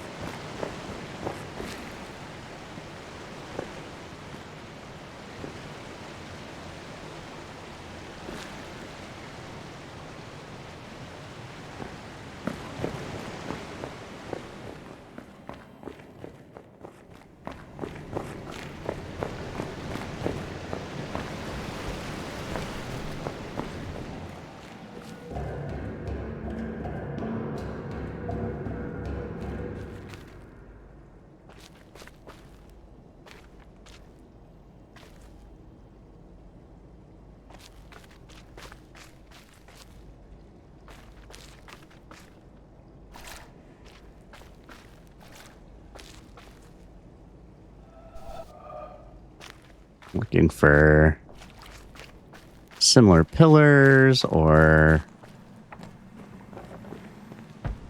untouched puzzles, or these are just shortcuts. Yeah.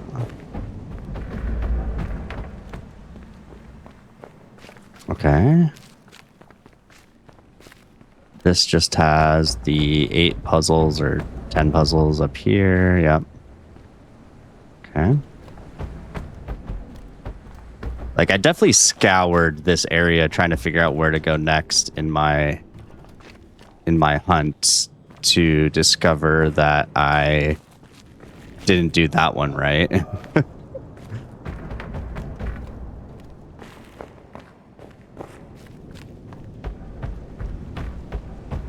I do want to... I want to go check out here real quick.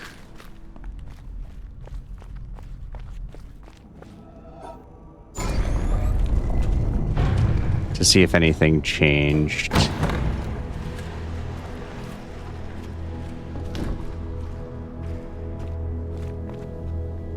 Yeah, okay.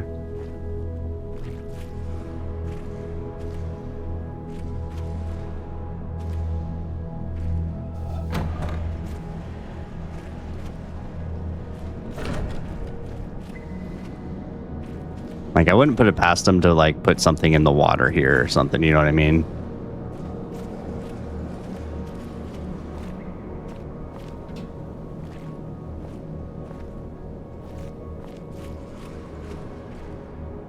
Because, once again, in my theory of it being, like, quote-unquote obvious, right? Like, a place that you wouldn't be necessarily looking at.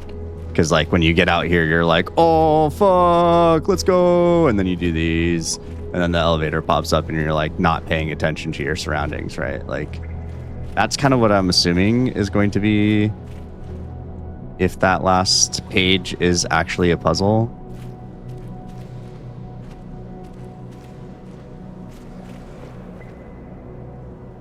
Okay. I was going to say, like, maybe it's inside the elevator. That would have been clever. But, like, not obvious, right?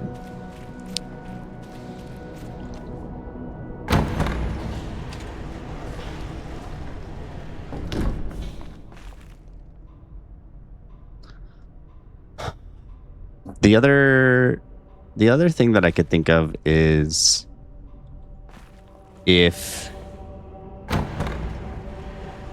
like, especially on these kind of puzzles, on, like, on a pillar, like, there's an alternate solution that you're not paying attention to because it, like, breaks the rules or something.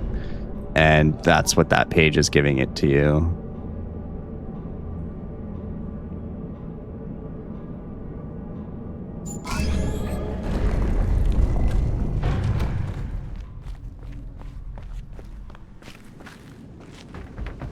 Hmm.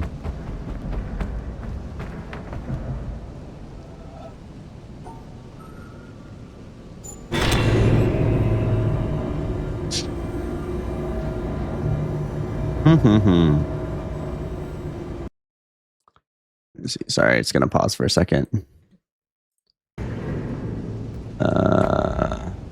Hmm.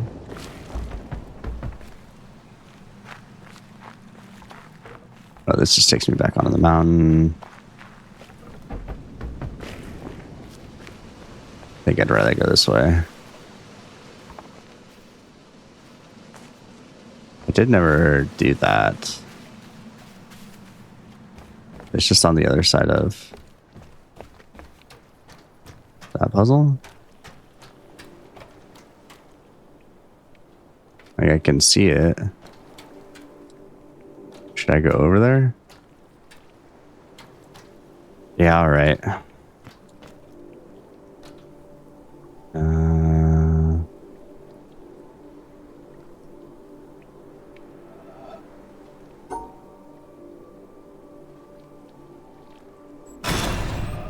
Oops.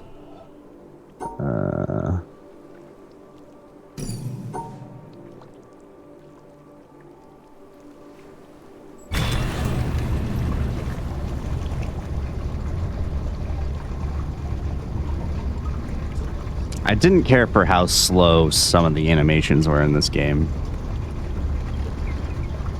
But I get it. The first time that you do this, you're freaking the F out.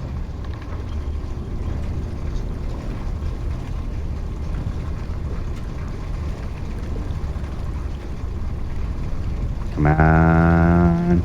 Come on. Maybe if I don't look down. I lied. Okay.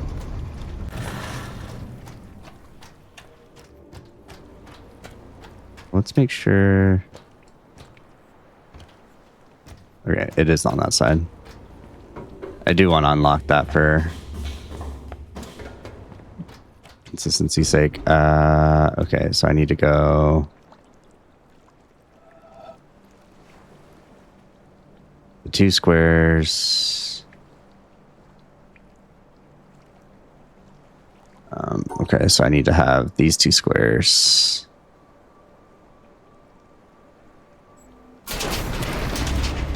Yep, and then these 2 squares. And then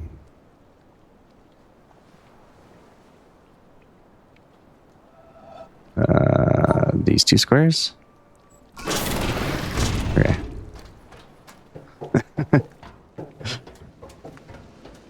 Oh no, this isn't the right way.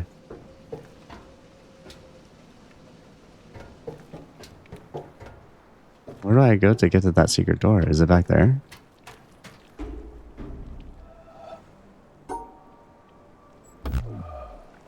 Oh, whoops. Oh, right. I can just go like this. Whoops.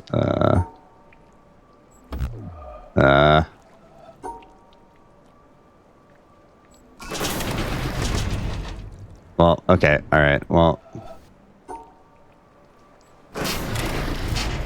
guess I'm doing it this way.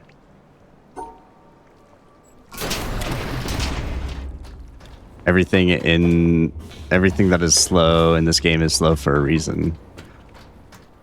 Yeah. Yeah. That makes sense. How do I get to that door? Okay. I need purple and red to be connected.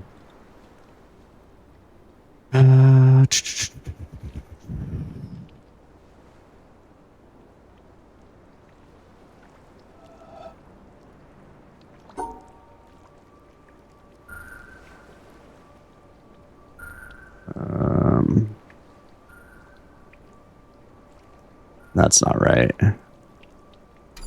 Oh, right. I can do it this way.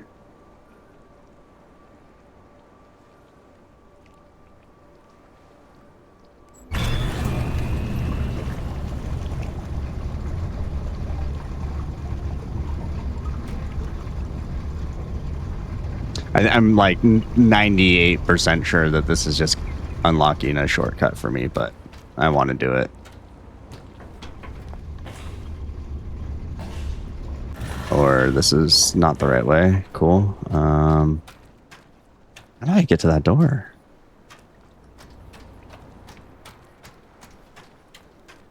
All right. Back to red and black.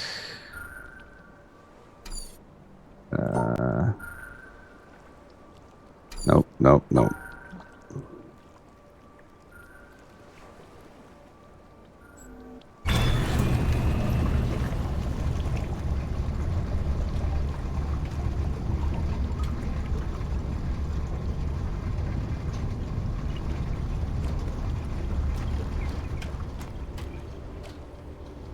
Right, like we can definitely see it.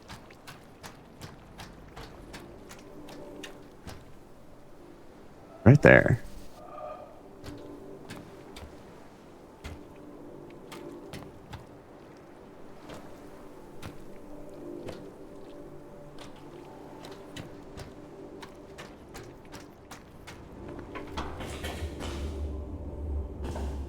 I might as well look in here just in case. There's cool stuff.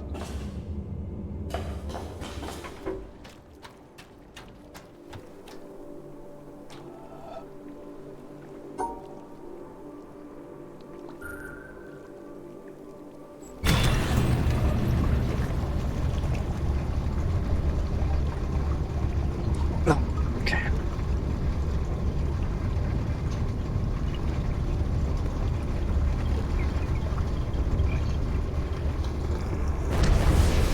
Oh, I see.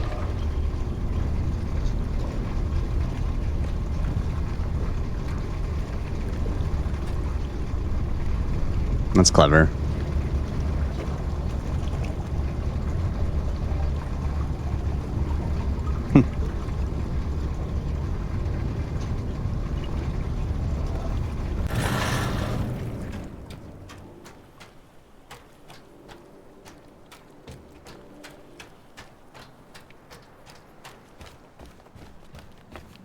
How do you get over there?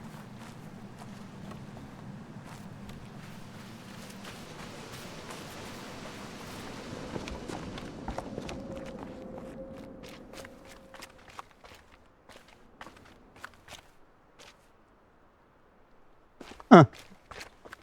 Okay. I'm not going to worry about it anymore.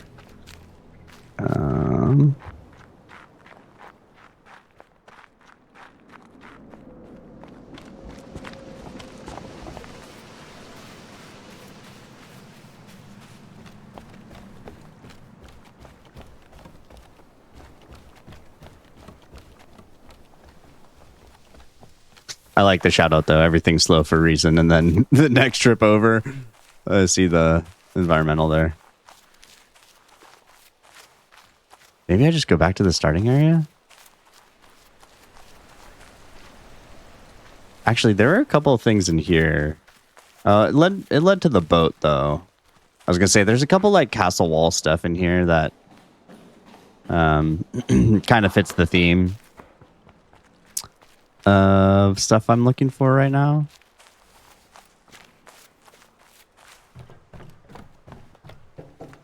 But it did ultimately let me go.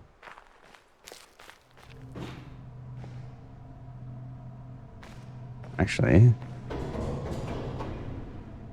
And there's so many like window slits and stuff like this that like I'm like, is there something there?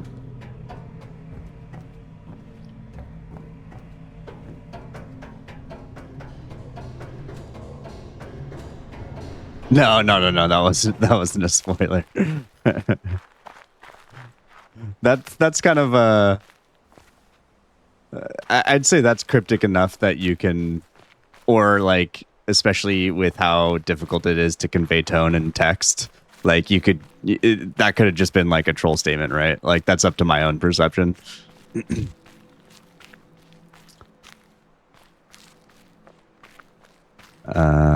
Let's see. Is there anything this way?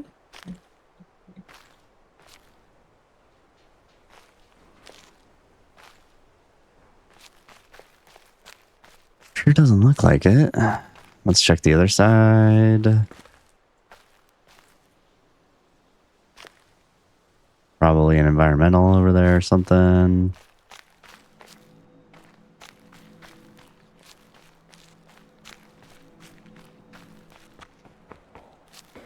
Yeah, maybe everything was back at the beginning. Maybe I need to look harder over there. I'm going to walk to the beginning, and then I'm going to take a quick bathroom break, because I need to pee. Is there anything over here? There's also that tree that is, for some reason, on the... that's on the boat map. That raised some suspicions in me.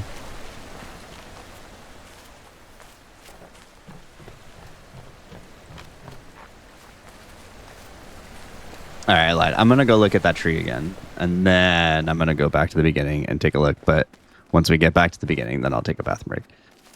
Oh, okay.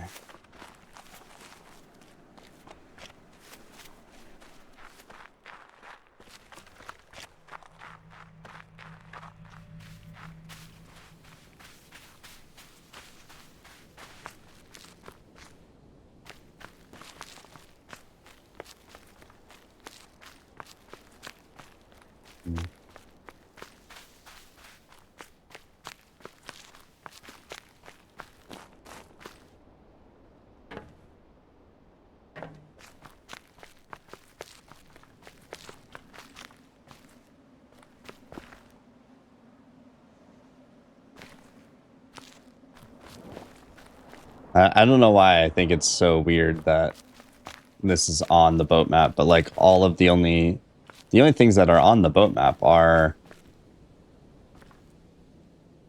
like indicators for the area that you're going to. So just like it was kind of just weird for me.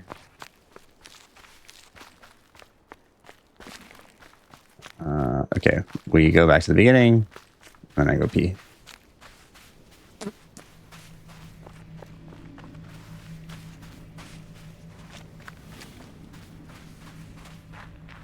Oh, there was also that area that I largely did nothing with.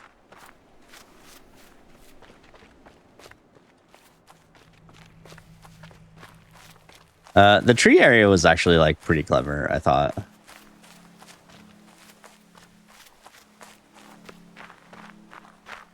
Yeah, there was up in here. Like it gave you some drawings and stuff, but like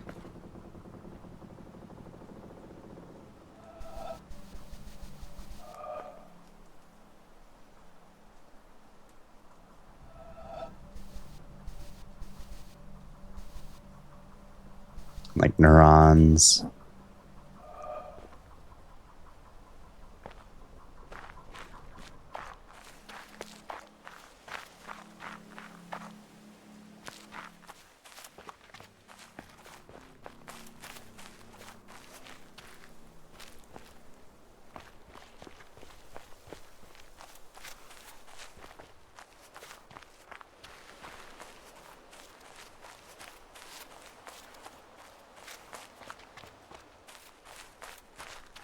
I don't think I really ever checked like the perimeter around this area, so we'll take like a little bit of a long route, long way around.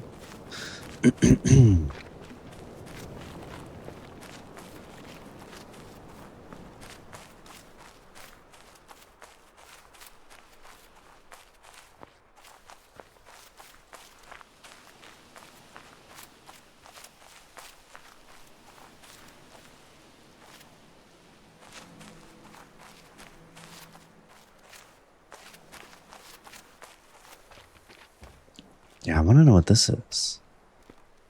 Okay, all right. This is where I take my bathroom break. I'll be right back. Don't go anywhere. Ah.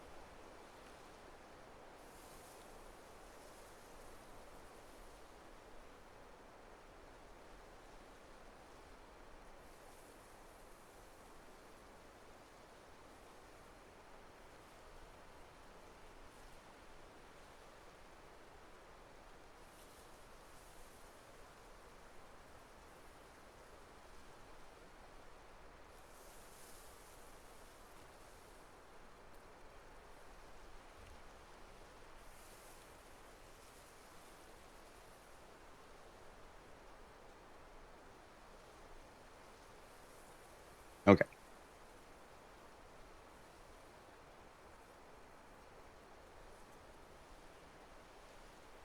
Let's see. Okay.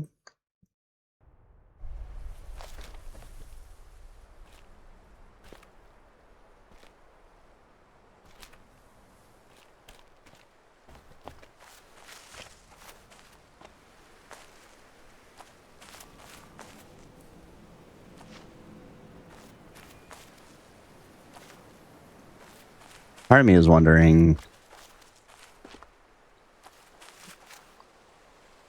if these are just if those two puzzles that I just found, the pillar and the floor, are just like completionist puzzles. Like if you want to hit every single one, but I don't know, it makes such a noise, you know, like. And I feel like ones with like multiple paths like this.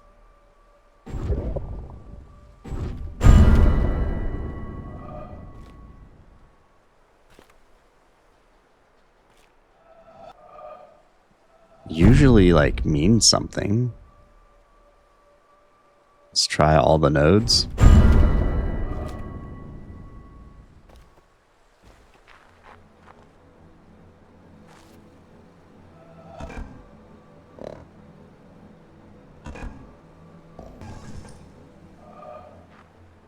Oh wait.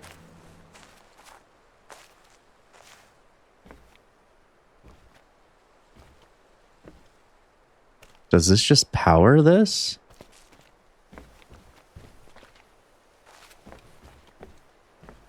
But then it doesn't really like lead anywhere.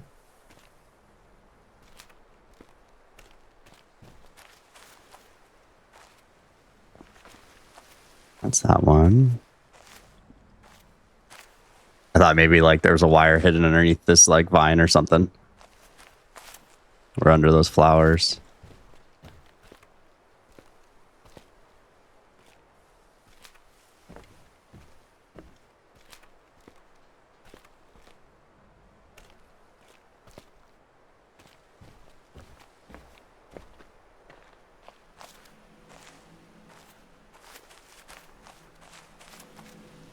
Mm. Mm.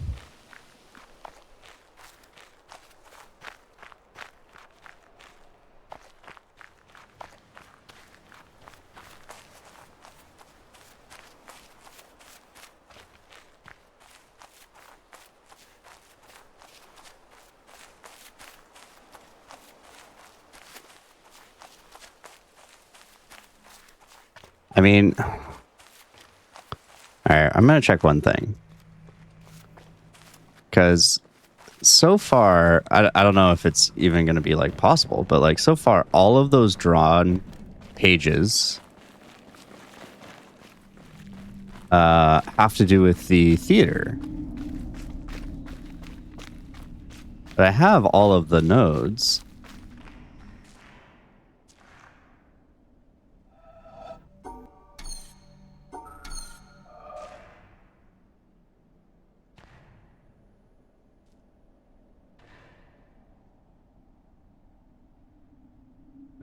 Is there any way that I can like transform this? Or is there like another panel? Let's see.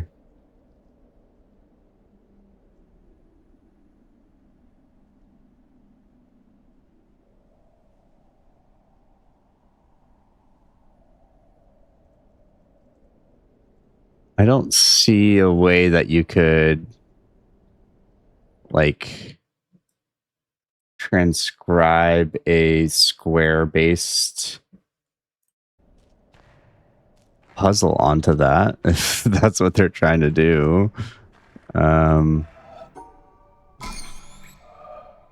Okay.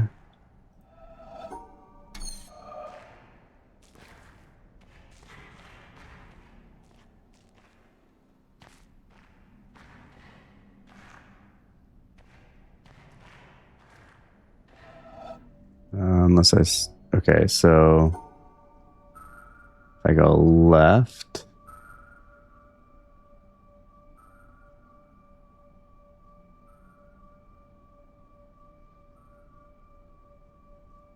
Right.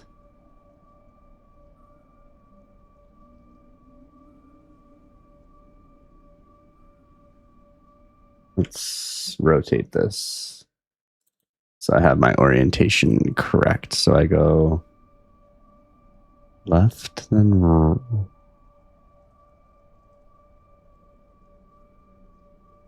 right.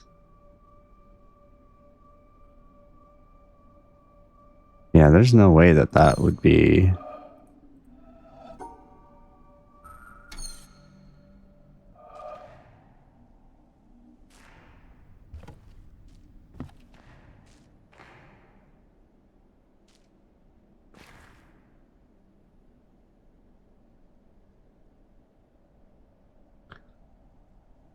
One, two, three, four, five, six, seven.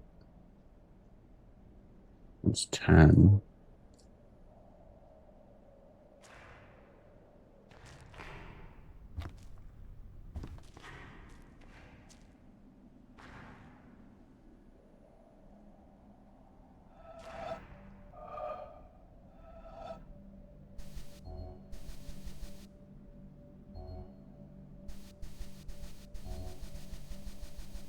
I'm seeing if there's like secret nodes or something.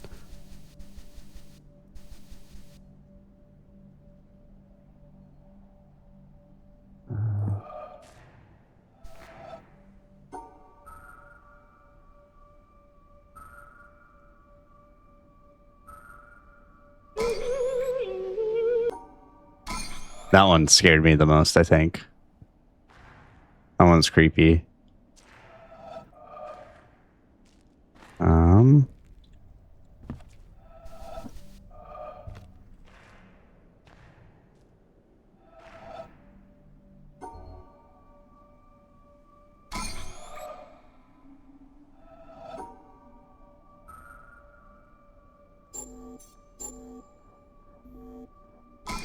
To stand one day in the shadow of the moon is one of my humble goals in life. The closest I ever came was over 30 years ago. On February 26, 1979, a solar eclipse passed directly over the city of Portland. I bought my bus tickets and found a place to stay, but in the end, I couldn't get the time off work. Well, anyone who lives in Portland can tell you that the chances of catching the sun in February are pretty slim. And sure enough, the skies over the city that day were completely overcast. I wouldn't have seen a thing.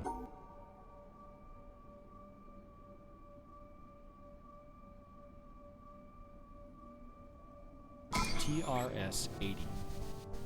It was our floor sample of the world's first mass market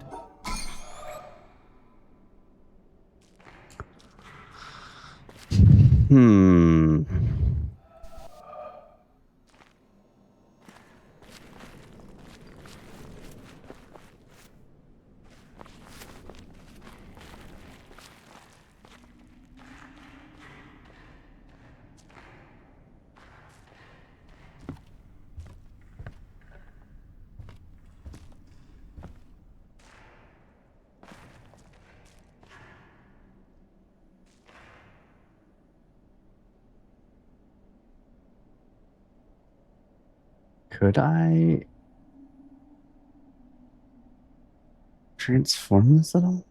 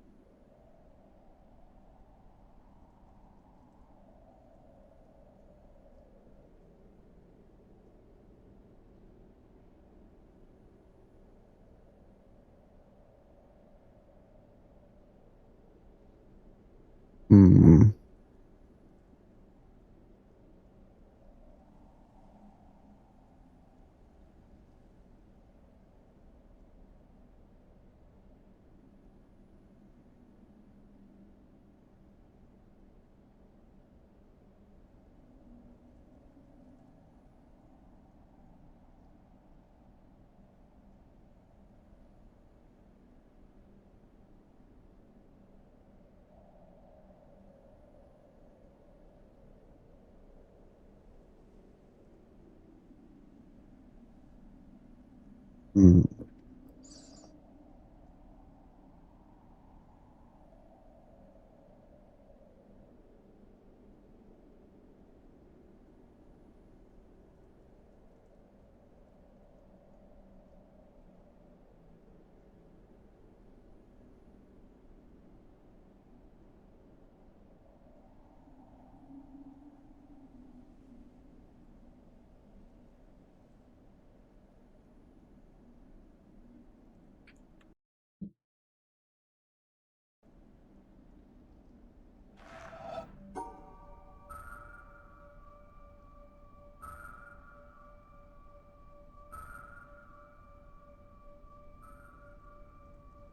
One, two, three.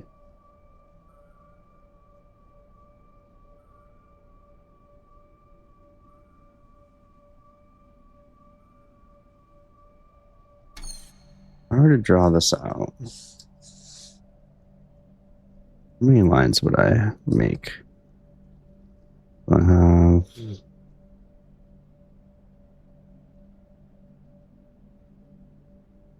I don't even know if this is like valid thinking, but again, this is the only place that the drawings have had any association with. So like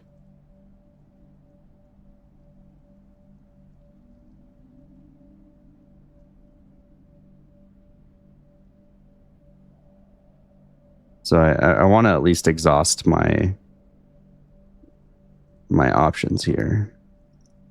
See, 1, 2, 3, 4, 5, 6,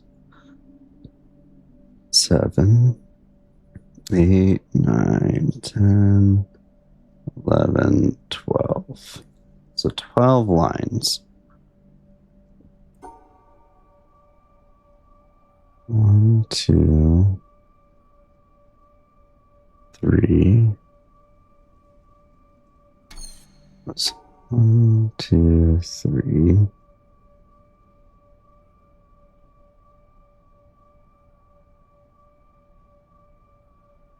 4, 5, 6, 7, 8, 9, 10, 11, 12, 13.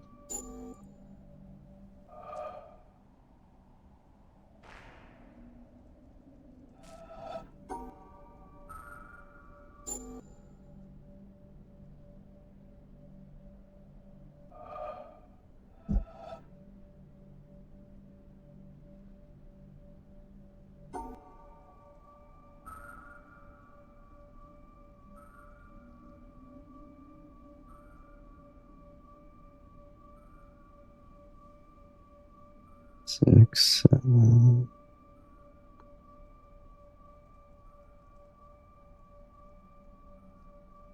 So 1, 2, 3. 1, 2, 3, 4, 5, 6, 7, 8, 9, 10, 11, 12.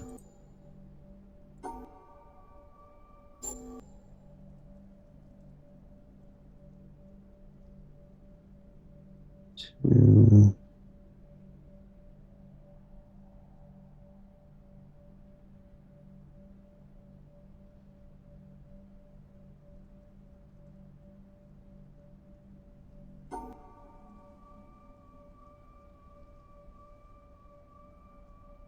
Wait, no, I want to go up and around.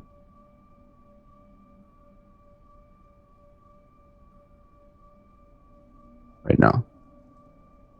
Yeah. 1, 2, 3, 4, 5,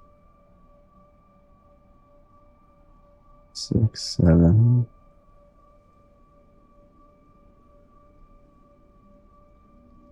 8,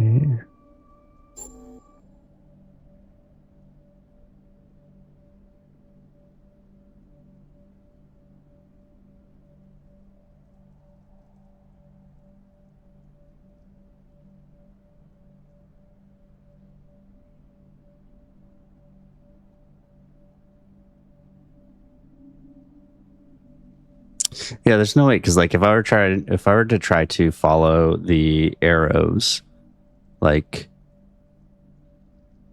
minimally is two sides, right? Like, oh, I guess there's one here.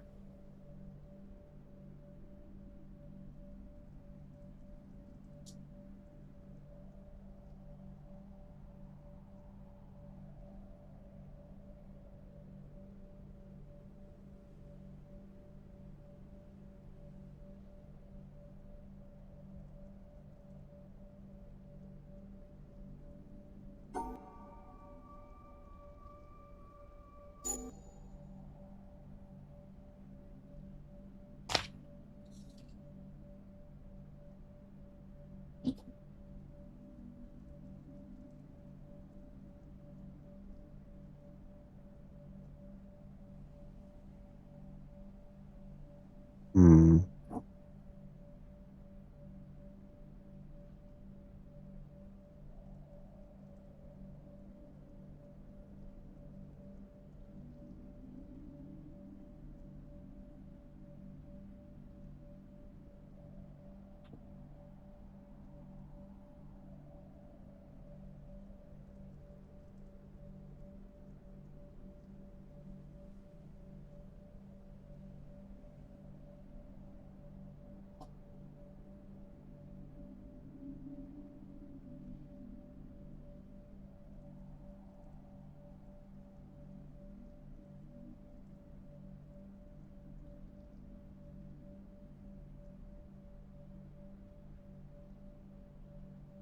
Hmm.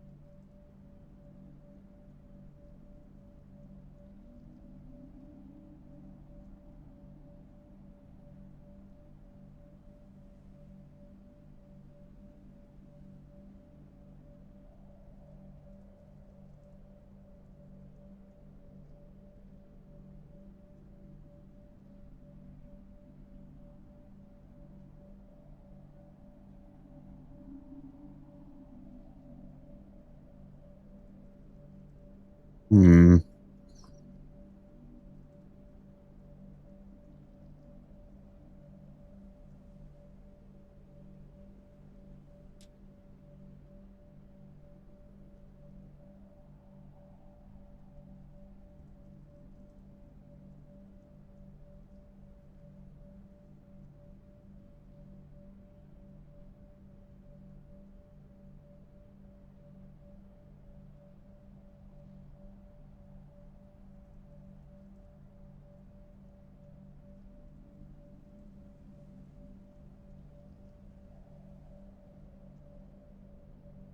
Trying to think if there's any way that like I can manipulate this in a way because like sorry, let me show you. So like that's essentially the puzzle or like the last drawing and my solution for it. And I'm trying to think if there's a way that I can manipulate it for this for the hexagons.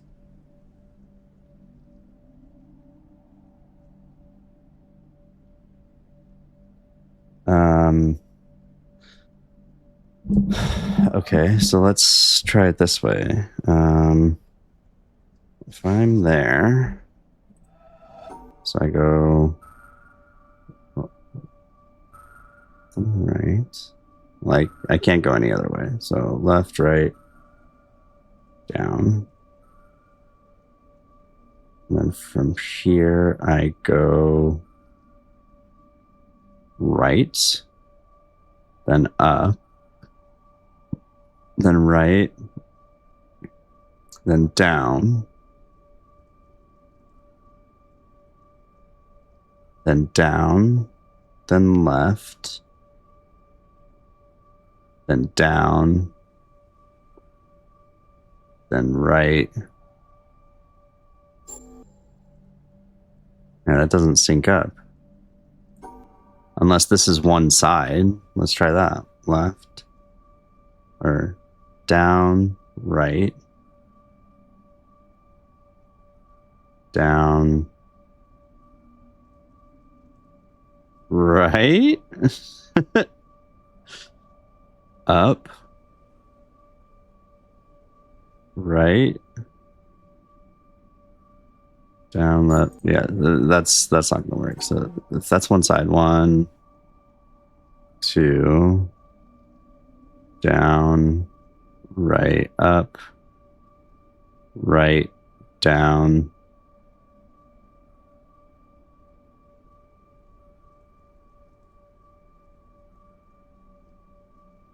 left, down, left, left.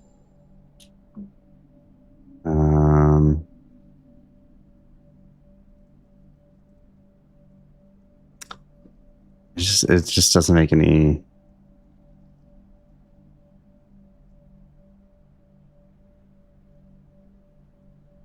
Hmm.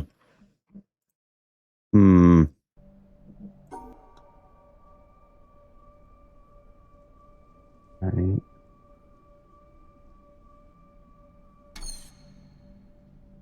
Unless this is.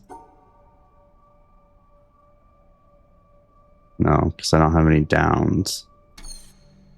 This also doesn't have any down.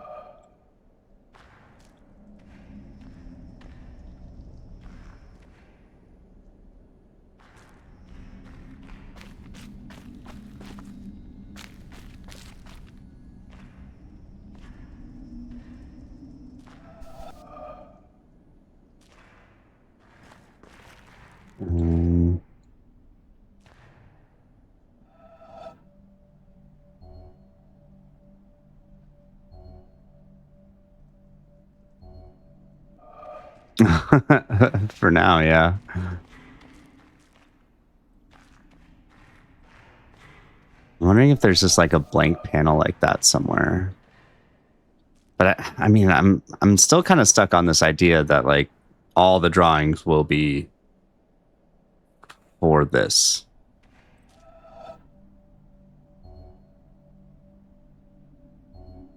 Okay, let's try this. 1, 2.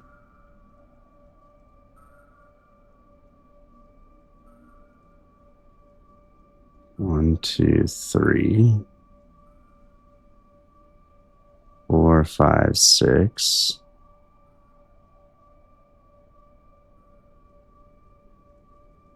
5, 6.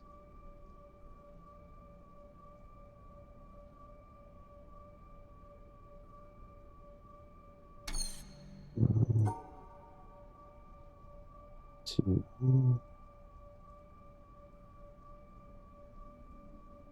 Unless this is 1.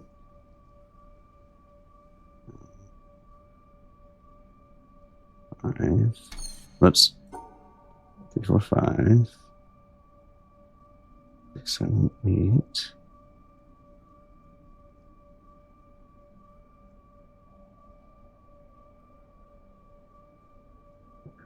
5, 6, 7, 8, 9, 11, 12.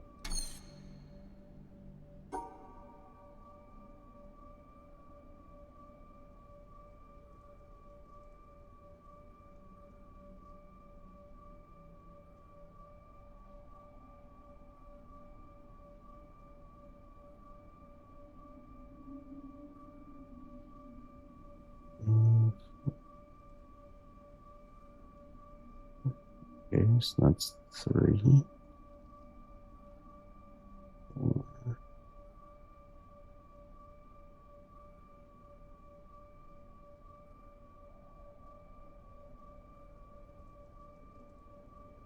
1, 2, 3, 1. Oh, okay. This is new idea. Okay. 1, 2, 1, 2, 3, 1, 2, 3.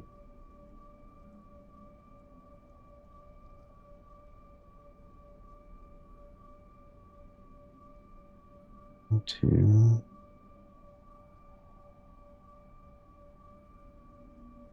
2, 3, 2.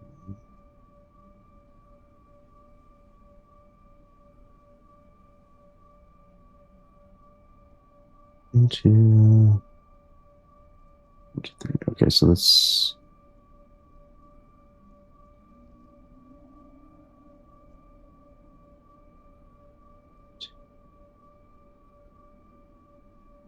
One, two, three.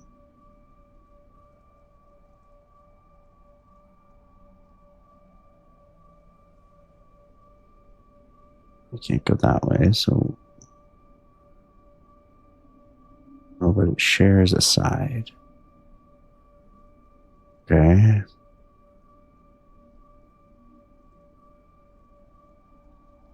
Could it be this way? 1, 2, no. 1, 2. 1, 2.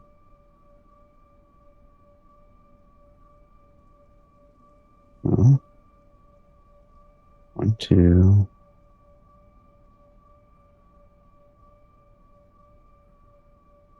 1, 2, 3. That's 4. 1, 2, 3. 2, 1, 2, 3. 1, 2, 3. No.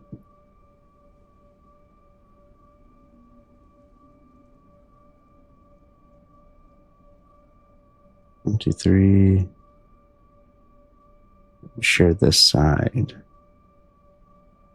2, 1, 2, 3.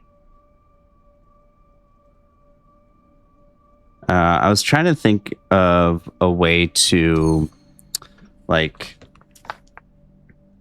essentially treat the hexagons.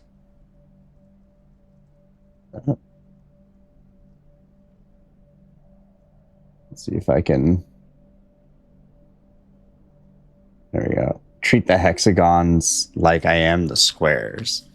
And the lines are depicting sides. So, like, the first square in my solution only has 2 sides drawn on it, and it doesn't share a side with the next one. So, like, 1, 2, 3, right? But then, so, like, I couldn't go this way because the first square doesn't have 3 sides covered.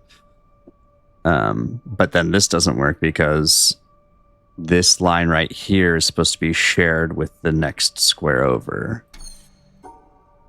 1, 2. 1, 2. 1, 2. Oh, that's. It doesn't share a side. 1, 2. 1, 2, 3. Nope. 3. Nope. 1, 2. 1, 2, 3. No. Wait, yeah. Wait, no. 1, 2, 3. Nope. 2, 3. Okay. 1, 2, 3. That's 4.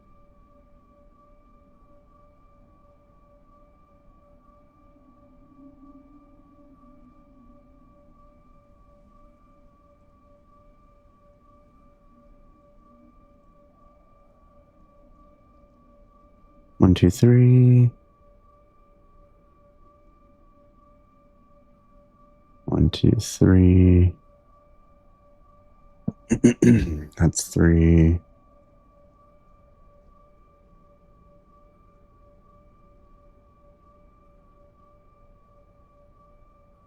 Hmm.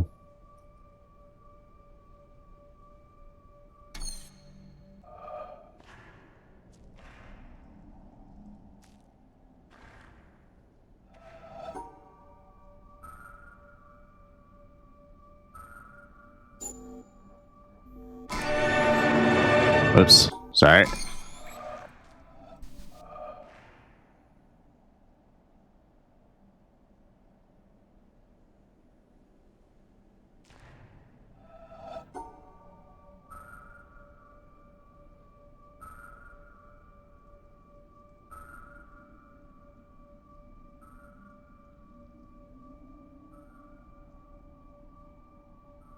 And I'm just trying to think if there's a way that I could draw this into hexagons.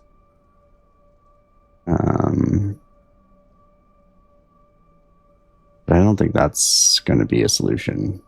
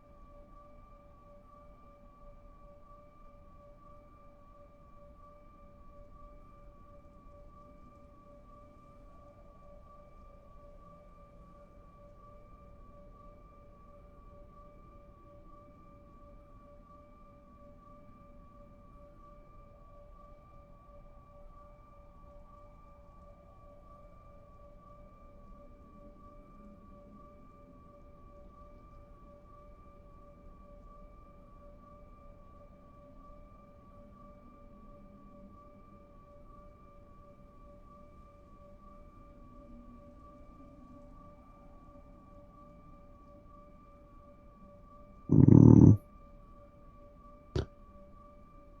Could it be?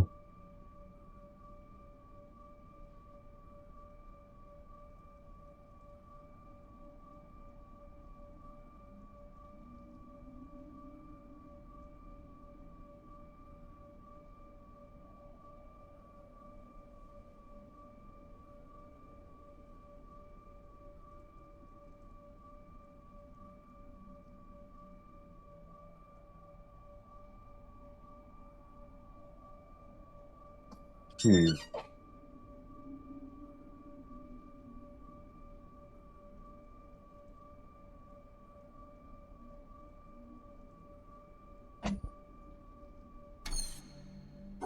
Can I start here?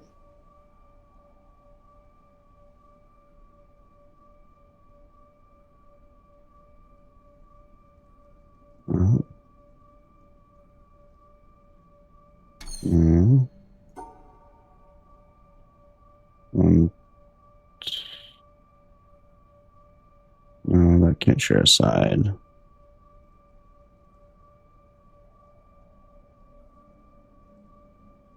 One, two, three. No. One, two. Two. One, two. One, two. No.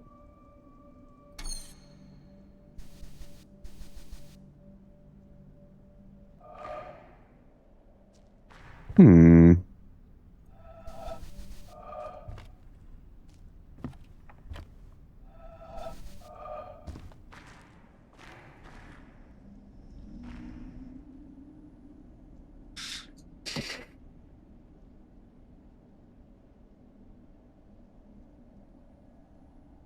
Man, I want to finish this. Hmm.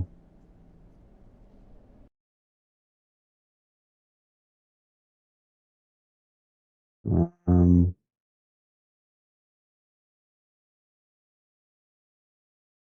Hmm. What? Hmm.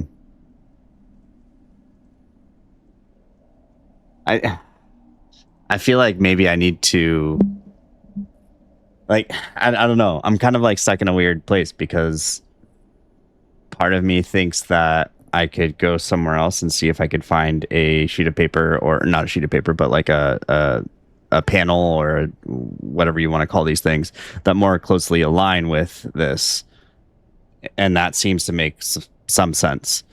But is ultimately me just like aimlessly wandering around. The other idea is, again, voicing this, that every single drawing that we have found that has had, you know, in that same style, like the gray sheet of paper with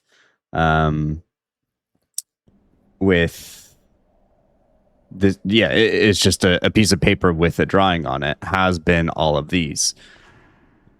So you find, in this case, 6 drawings throughout the game, and then you find your 7th final one, or maybe you find this one before the actual last one that we found here. But it's the only time you've ever seen those drawings has been related to this theater.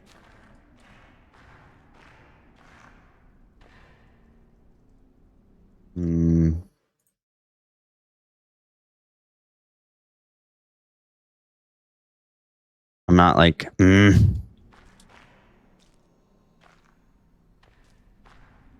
And I don't see any other like nodes in here. This is too small.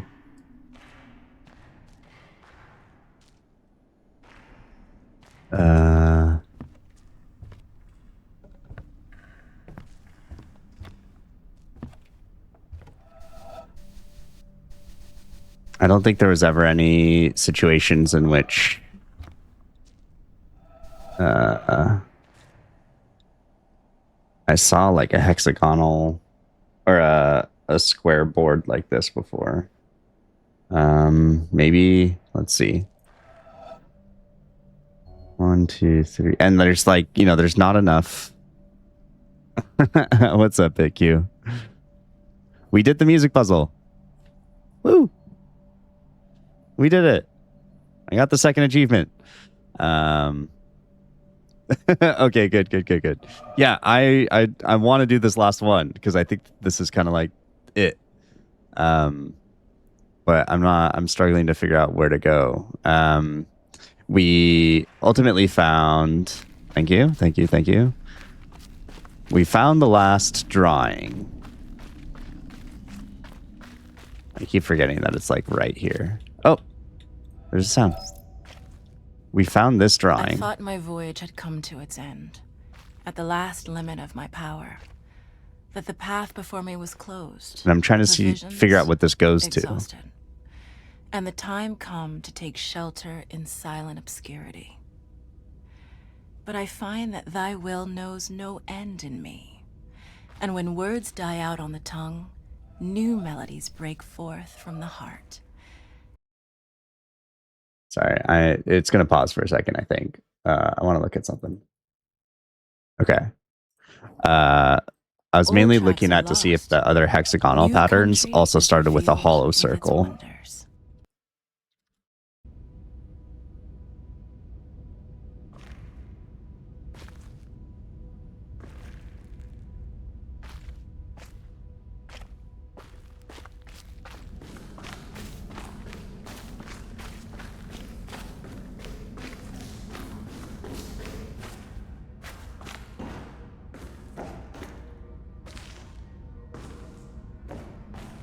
I'm pretty sure this just leads me back up to...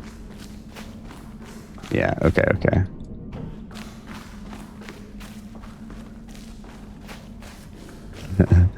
I appreciate it. Yeah, I'll definitely let you know, but it would be a little bit of a shame if I make it this far without asking for any sort of clues or hints. And then ask literally on the potential last thing that I do, you know?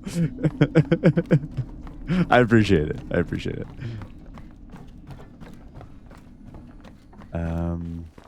Because we came down this way. Right? Yeah.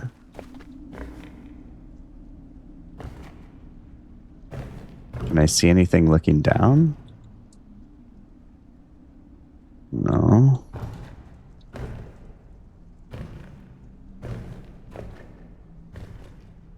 Oh, that's definitely an environmental.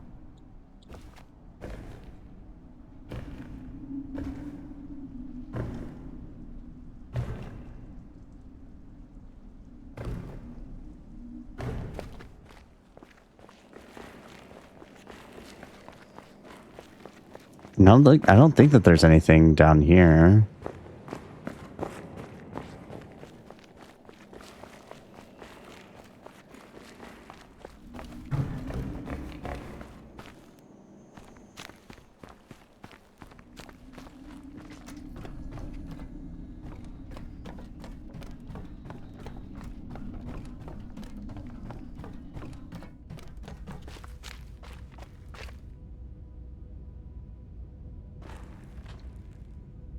One, two, three, four, five, six, seven, eight, nine, 10.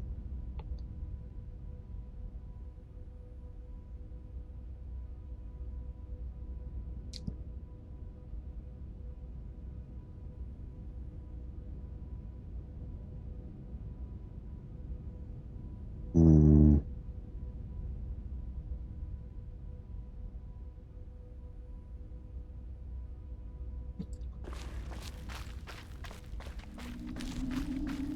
Like, it also makes sense if they gave that to you right here, too, right? Like, you're literally stepping stone away from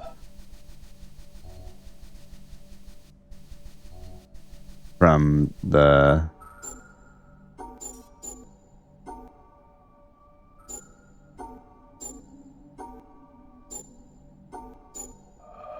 theater.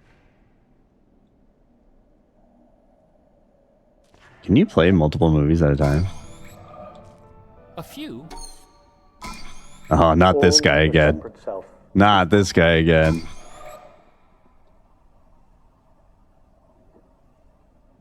He's got the blank stare of a sociopath.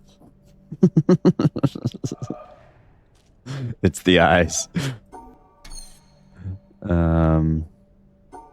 Okay.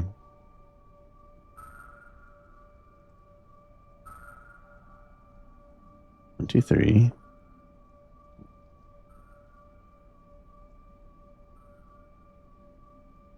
One, two, three. Where do I go right there? I go down. And then one, two. Two.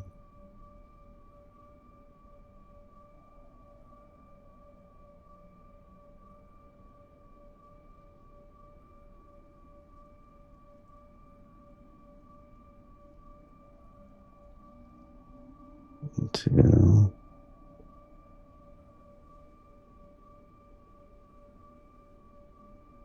One, three. One, two.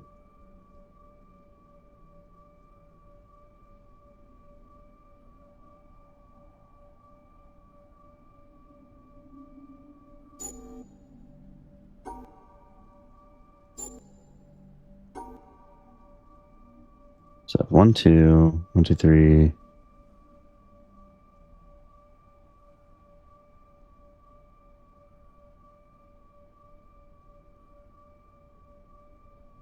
One, two.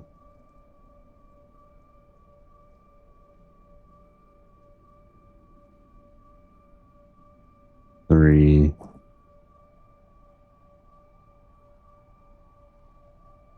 One, two, three.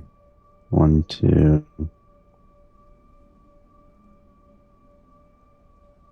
I should have two. One, two.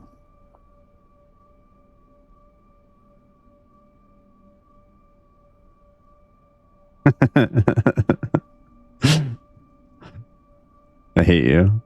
Okay. One, two. One, two, three. One, two? No. One, two, three. One, two. One, two, three. One, two, three. One, two.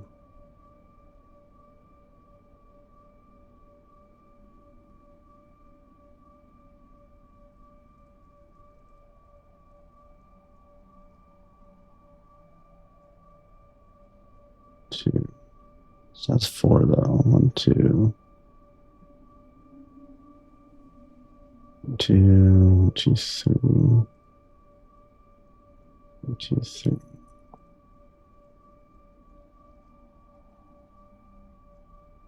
One, two.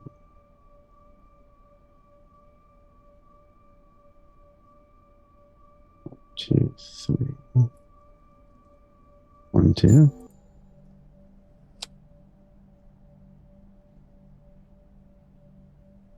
Hmm. 2. 1, 2, 3. No.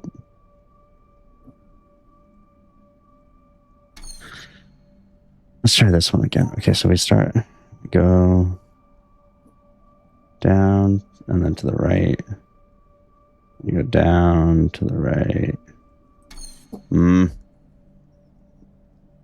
Yeah, me either. Um,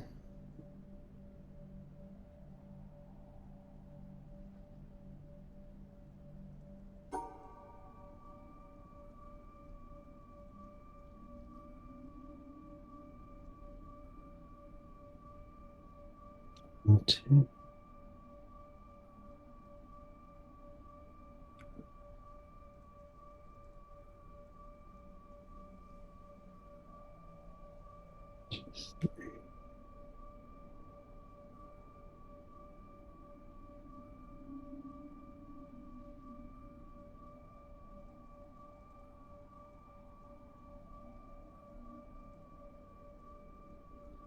Two, three.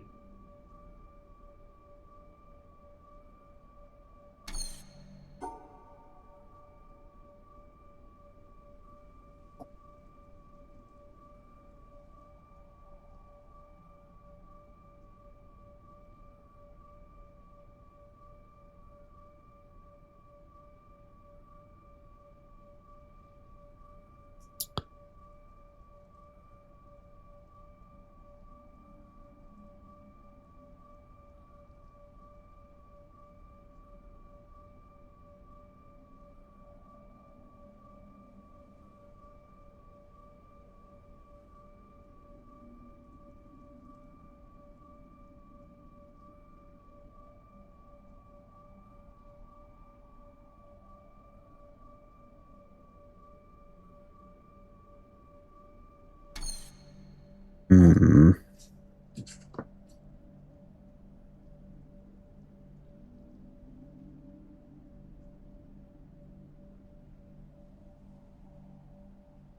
This feels like a tunic puzzle.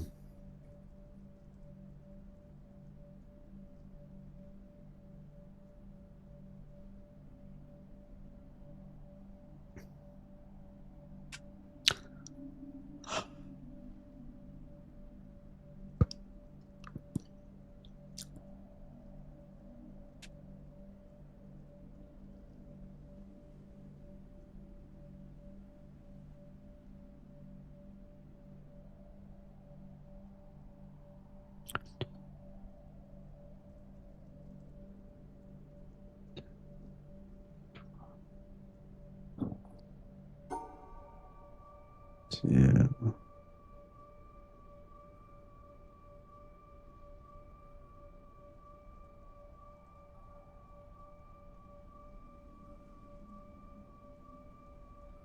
One, two.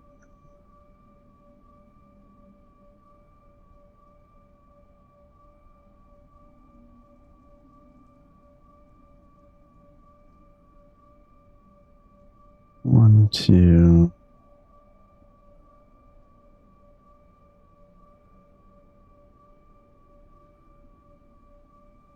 One, two, three. 1, 2, 3. Nope.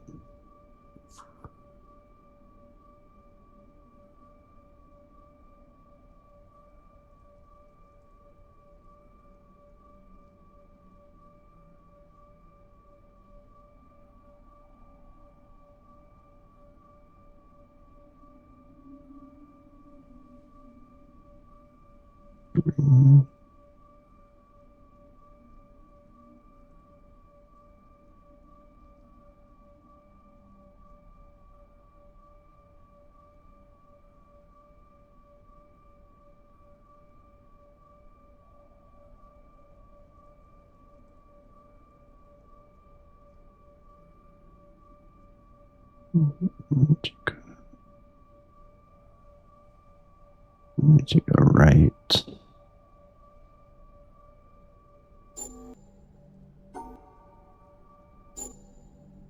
Oh my god. My dog just squeaked her way into the room and scared the hell out of me. Oh. Woo. There's my jump scare screaming witch video. Hmm. Hmm.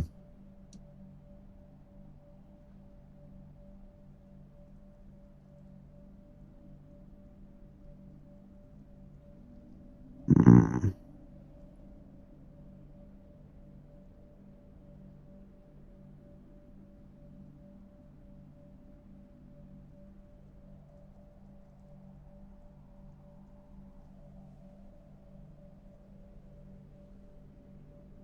Hmm.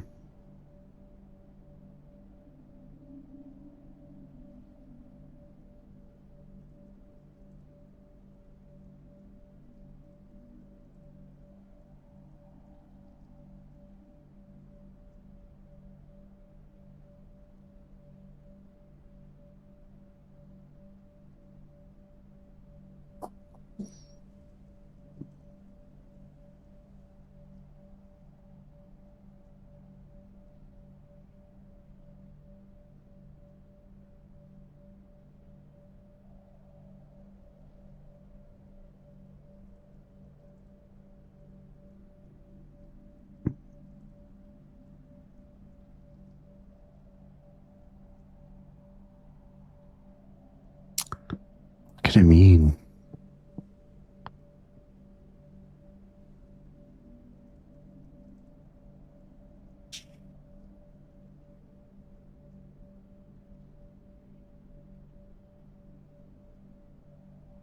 Hmm.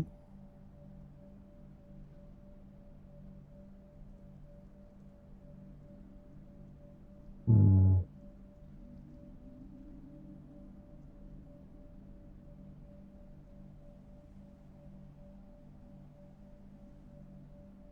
Trying to think of like what else I could potentially do.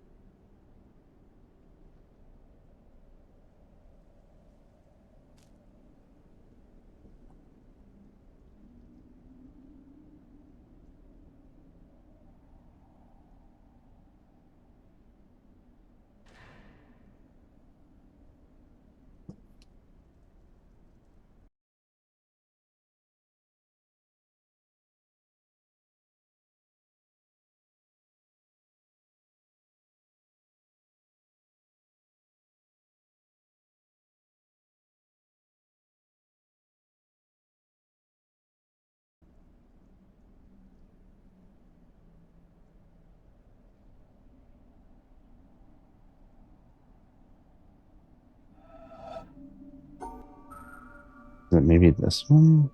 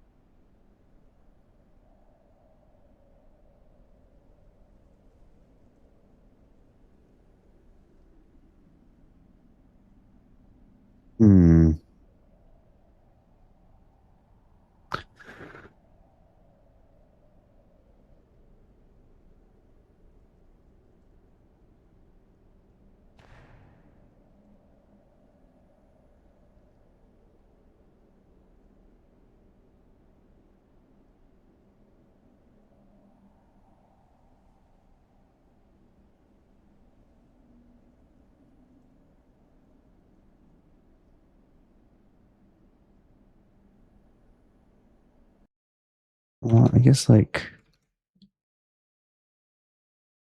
1, 2, 3, 4, 5, 6.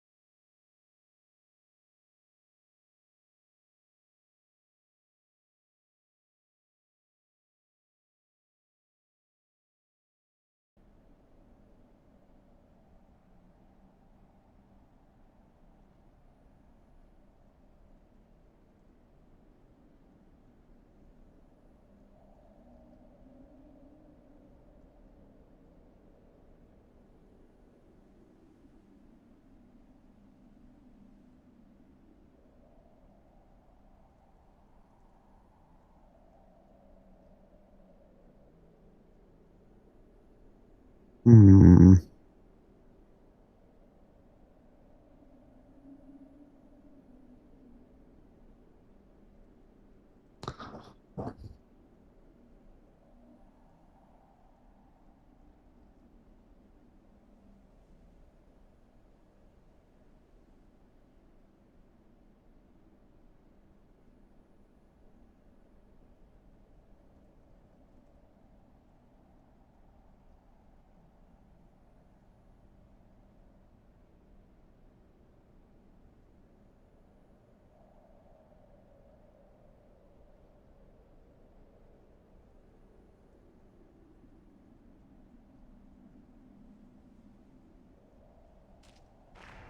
All right, I'm abandoning the theater room.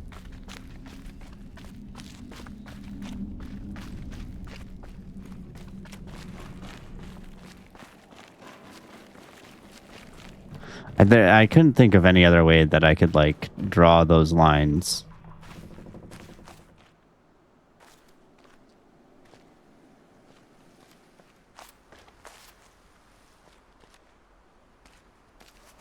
Okay, I'm floundering now. I'm gonna go back to that beginning area, see if anything, if those 2 puzzles that I found actually do anything.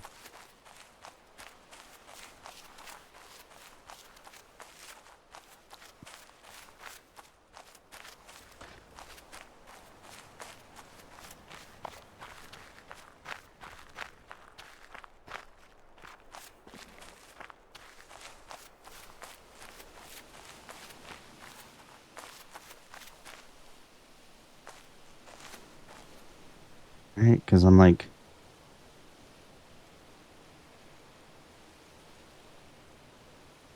I don't think I can move that in any way.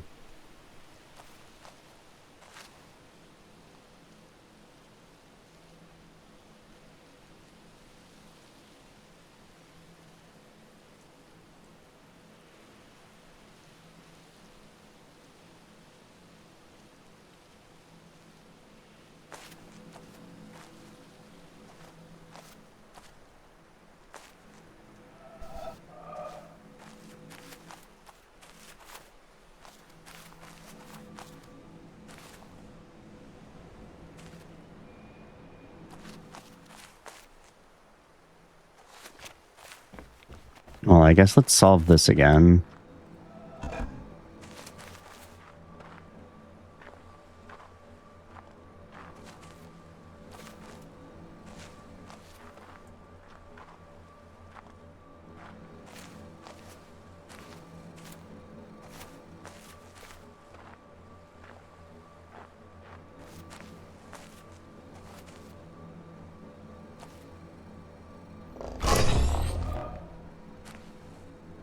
And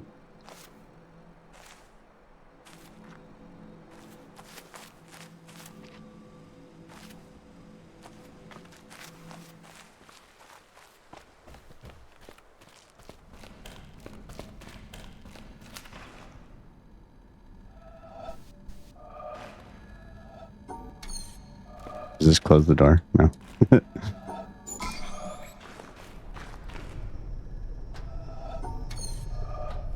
No.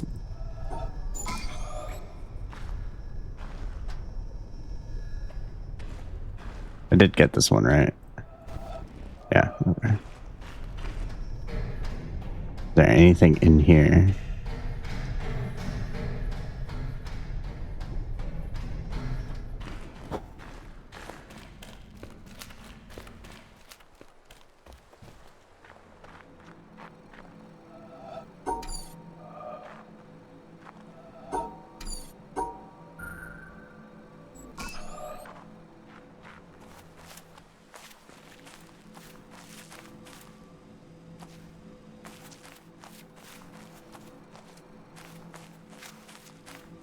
what happens if I...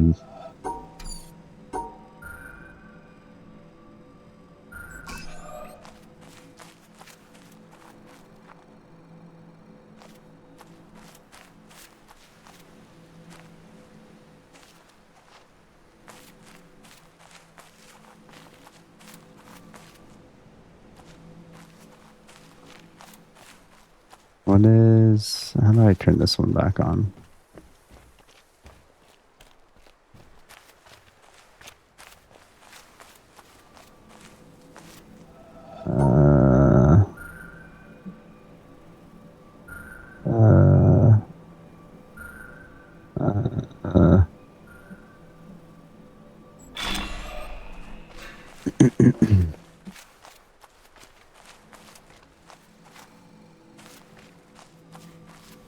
I'm like, I don't know. I'm kind of stuck in between here and the theater for this last one. Mainly because I found these two things. This powers this, it looks like. I haven't figured out what this does.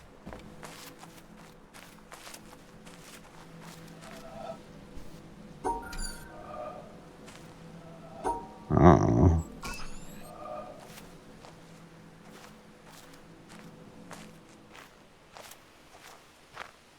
What is that?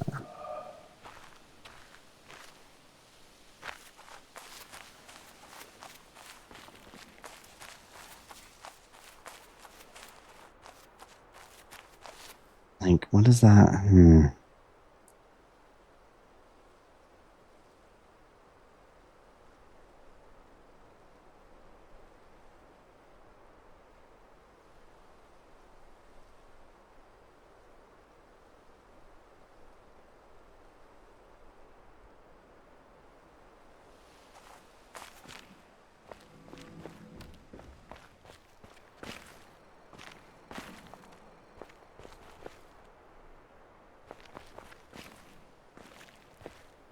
Like, I have that drawing, and I'm just kind of like seeing if there's anything that's...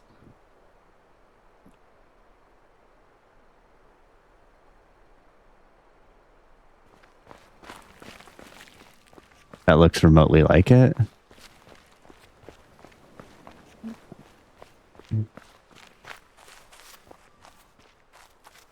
Or if those two puzzles changed anything, or... I don't know.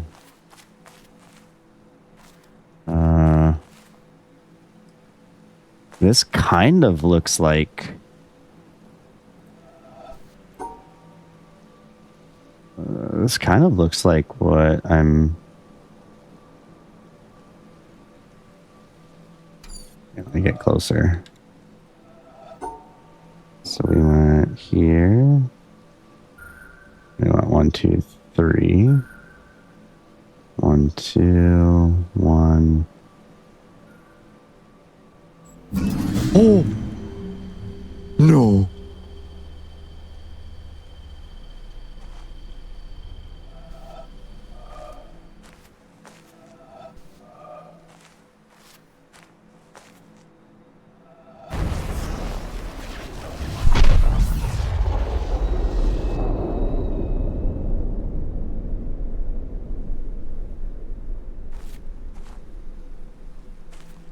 Oh my god! Oh. No way. So I didn't need to do these. Were those just... I'm okay with actually getting an answer. Are those just completionist puzzles? Or do those actually affect what I just did? This one here, and then the floor one over there. Oh. Oh. Oh. My heart rate literally jumped up 20. Oh. No freaking way. Is this like the architect's room or something?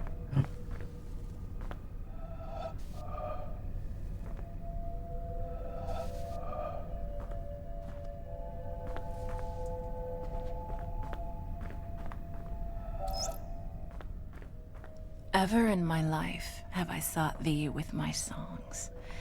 It was they who led me from door to door, and with them I have felt about me, searching and touching my world. It was my songs that taught me all the lessons I ever learned. They showed me secret paths. They brought before my sight many a star on the horizon of my heart. They guided me all the day long to the mysteries of the country of pleasure and pain. And at last, to what palace gate have they brought me in the evening at the end of my journey?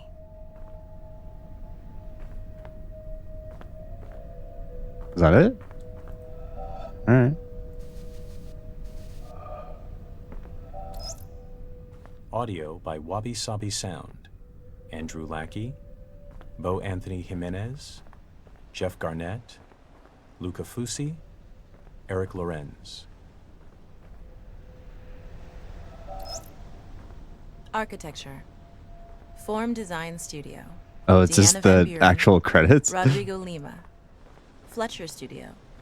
David Fletcher, Nicholas Wright, Beth Bacalich.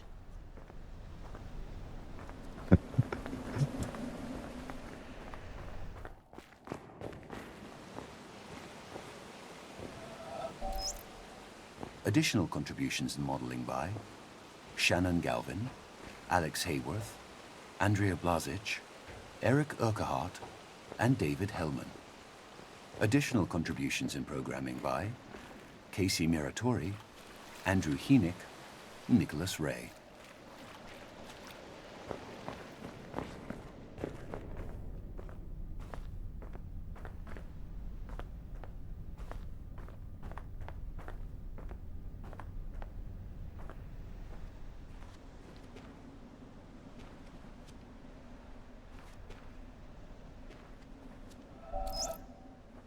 Voice performances by. This is actually a clever way to Ashley do the Johnson. credits. I'm like, Phil Lamar. yeah, that's Tara bravo. Deva.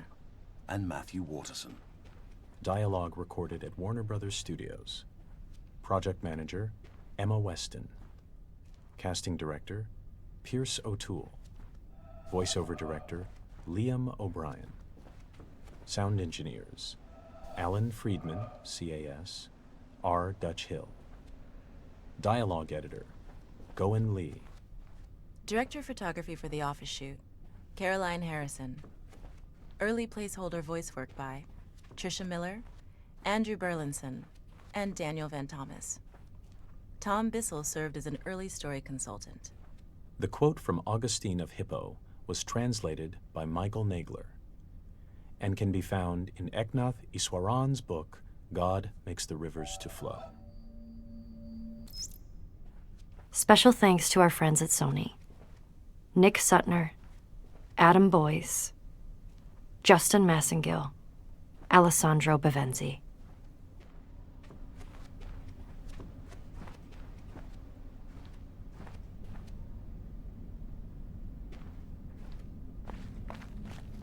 Oh, what the fuck? Here's my jump scare.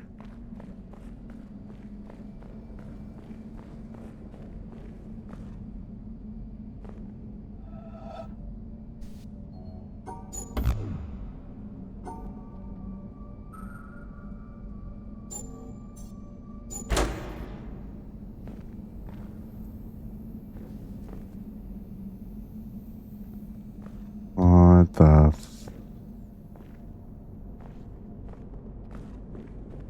Oh, I don't like this. I think I'm just gonna make a run for it. Oh, why do they have to add a creepy part at the end? Just let me be happy. Oh, god damn it.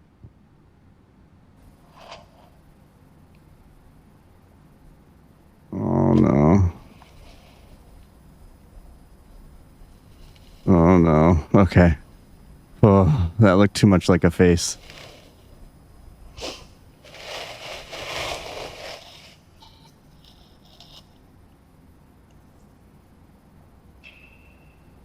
Yo, what the hell is going on?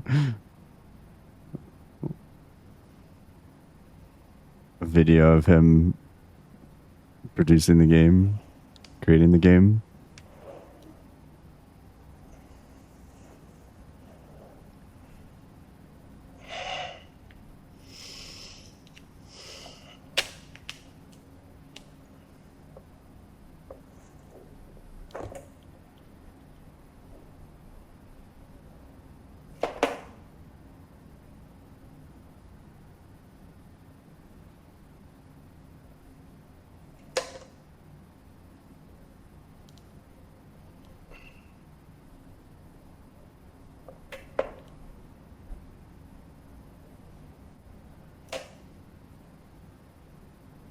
The F?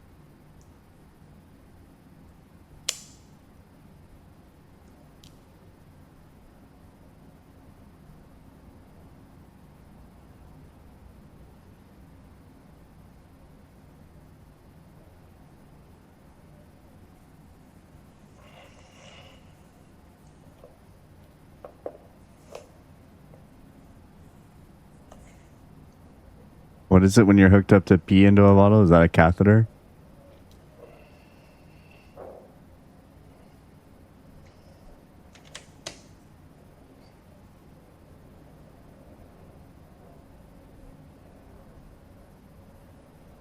God damn it. Oh, this is gonna be a jump scare, isn't it? Oh, man.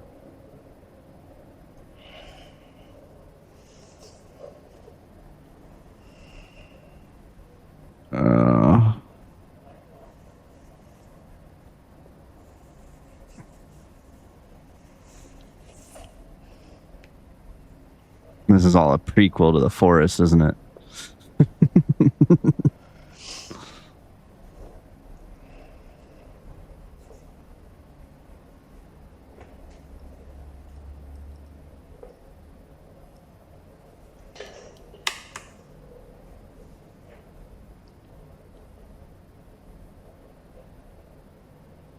Did this person like code themselves into poor health or something?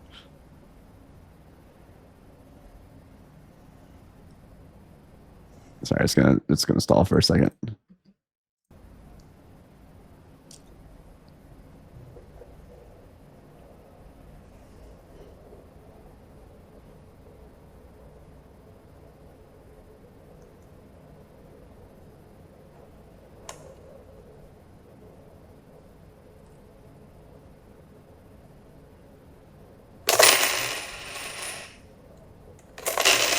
All right. Again, that fucking jump scared me. Damn it.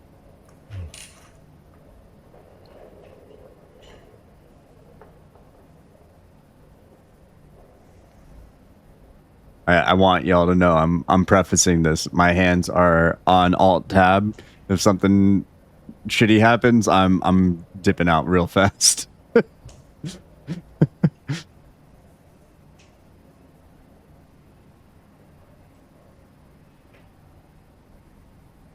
Oh, jeez.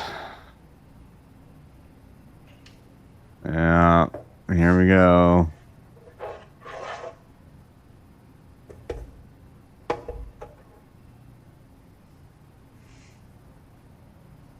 Oh, is he seeing in puzzles? Was he trying to tap the... He's trying to do real-life environmental puzzles? I'm gonna pull out a cookie and try to tap it.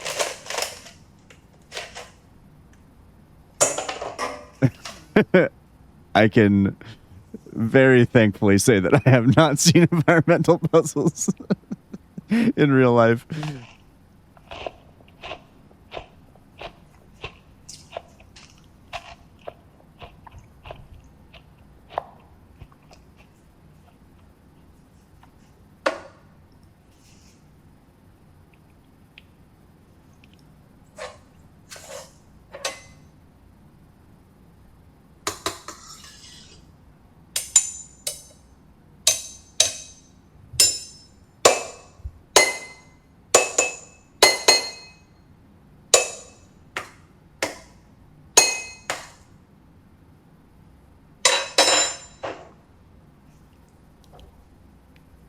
what the hell am I watching right now?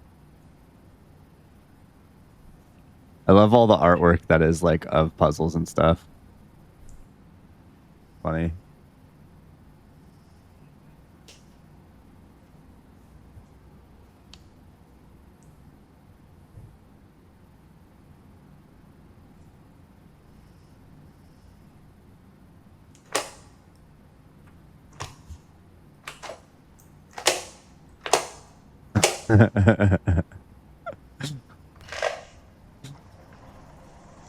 The only I am lucky. The only time that I've had something like that where it's like legitimately just like I saw it everywhere was growing up. My parents got me not like the super nice metal pads for DDR, but like the in between that was like not the flimsy ones, but the mid-tier one. And I played DDR for so long that like when I closed my eyes, I saw all the arrows. And then that also happened with Guitar Hero when Guitar Hero came out. I would see like notes flying by my closed eyes.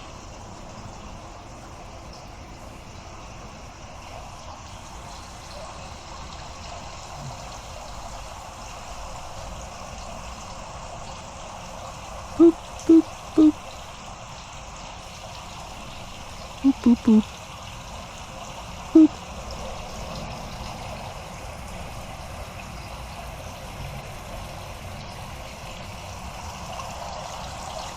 All right, now that this is, I'm assuming this is done. Is there anything else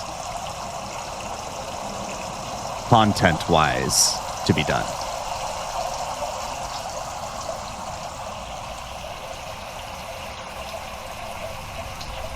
Like, I feel pretty satisfied to say that, like, I finished this game. I beat it. I obviously didn't go for 100% because I don't want to do that. But it seems like I got the quote-unquote true ending or real ending. It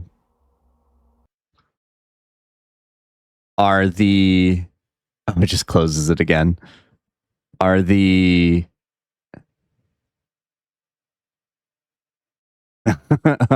definitely check that out. Do the theater stuff. I know that I've seen a couple of environmental puzzles. Are those just environmental, or do they actually like unlock something?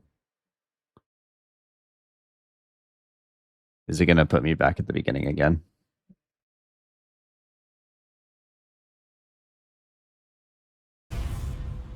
Oh, okay, it does it right before that. Okay, so that's just environmental. Because I'm assuming with that last video where you see the eclipse, I'm assuming you have to like trigger it at the very beginning and let it go all the way across, drawing the line. I'm not going to watch that whole video again, but I wanted to make sure that there wasn't unlocked through that. What is my...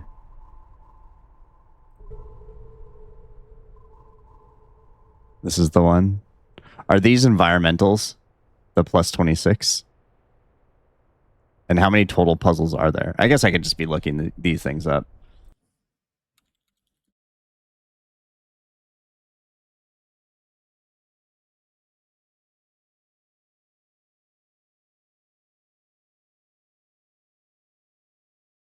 According to the interwebs, it is 523 puzzles and 135 environmentals. So I'm 10 away and almost 100 away. Sheesh. Wow. Okay.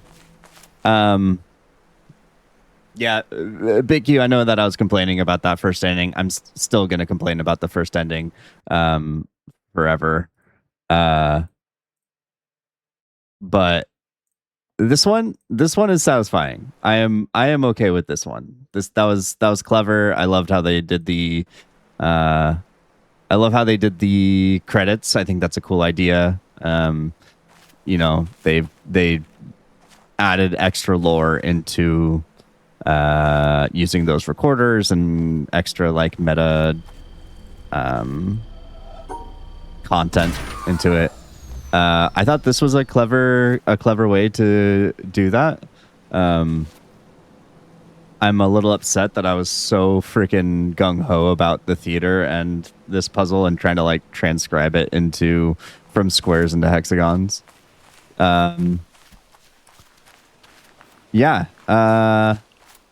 Reiterating, tree fort, or up in the trees and bamboo were definitely my least favorite.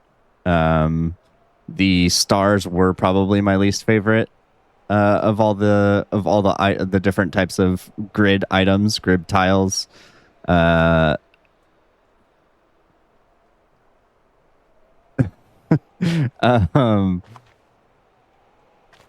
I thought this was a good clever game. Definitely really enjoyed it. Definitely had some cool some pretty epic moments. I thought that for what everybody would assume is the end game, the last thing that you do, the mountain was pretty cool. Even the top puzzle was pretty fun. The idea of having to shift your own perspective to solve them was a clever idea. I don't think you really saw that in here too much, in terms of like things blocking your path, objects blocking your line path. Right? There were like the trees with the shadows and the sun, stuff like that, but there was never, at least from what I remember, anything like that. The drawing of the floor, the drawing of the bridge was definitely one of my favorite things. And that last puzzle where you satisfied the mini puzzle to create the shapes for the bigger puzzle. I think that one was probably my favorite puzzle in the game. Yeah, loved the environmental stuff. I think that's a cool little thing to keep you engaged in the world. Yeah.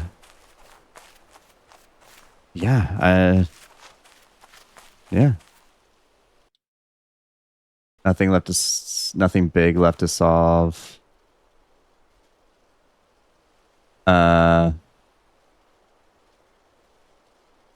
Yeah, Paul, go for it. I think this is a pretty satisfying satisfying place to call it good. Yeah, feel free to drop some fun things that I may or may not have missed, and it'd be cool to hear. Scarne. I'm gonna call you Scar.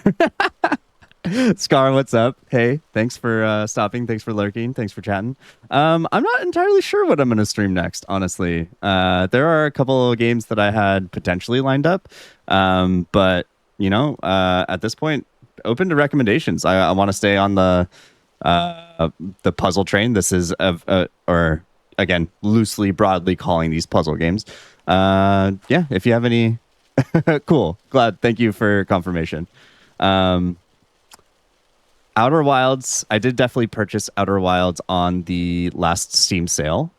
I think, is Animal Well the same creator as? Oh no, that's a different one. Someone did recommend Animal Well. The other, I was also potentially thinking about doing the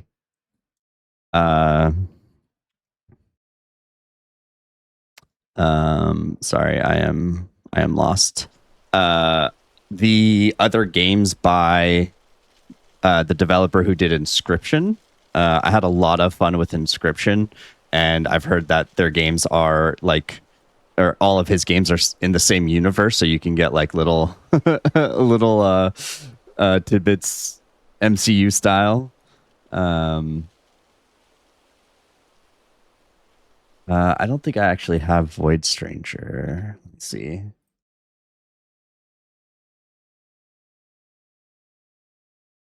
Void Stranger is the yeah. Okay. Yeah, Tony, those are the three that Whoops. Get me back to. Those are the three that BitQ and I talked about a little bit.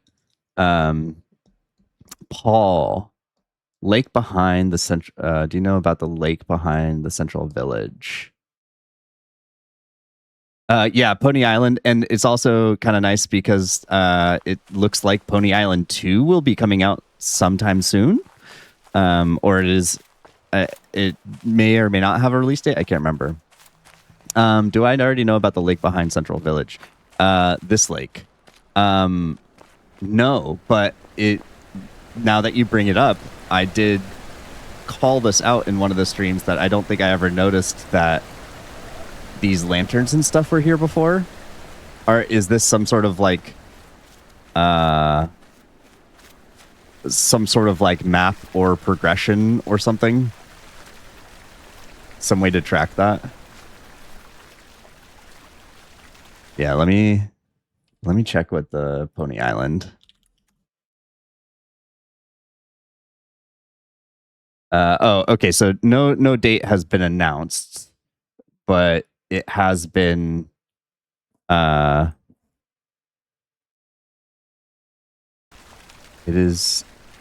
in the shape of the island. Oh. What does everything depict? Lanterns are the lasers. Oh, okay. So if I hadn't had all the lasers, would these show up as unlit then? So it gives you some sort of indication that like a total count of how many lasers there are and things like that. Yeah, it doesn't look like Pony Island 2 has a release date, but it does have a Steam store official page.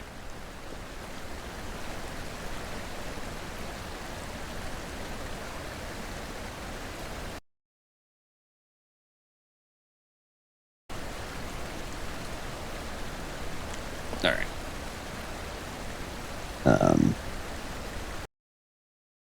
Okay. Sorry, I'm gonna stretch. So I'm gonna close my camera for a second, but while I stand up and stretch. Okay.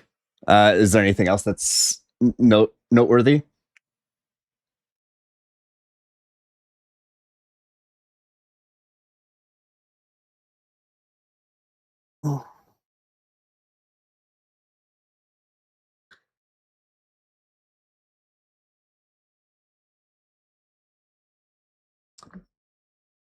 Oh man.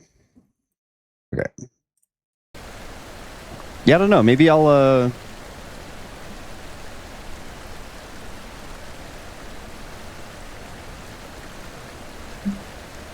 trying to think. I don't think, Tony, to answer your question, I don't know if I'm quite ready for Outer Wilds. I know that game is pretty I don't want to say complex, but maybe more complex than I want to use my energy on.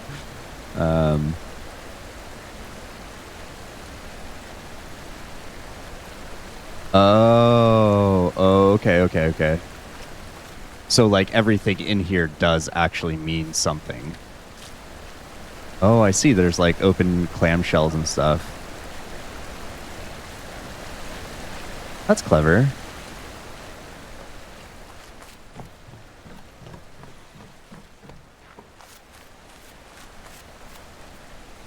I noticed the dark cloud, but I didn't do... Are they... Oh, is this like my starting point? And then it goes somewhere? Oh yeah, you can see like there's like a cutout right there. That's funny. No, I did not do the clouds.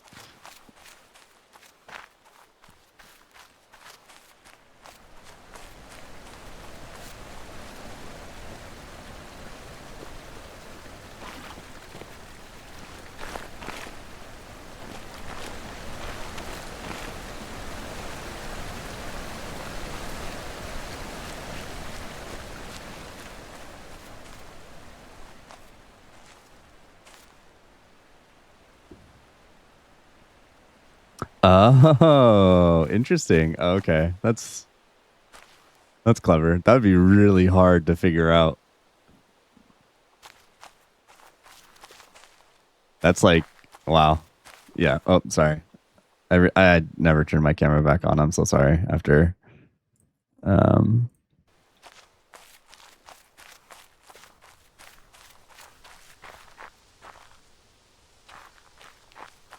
but yeah, I mean, if you have any other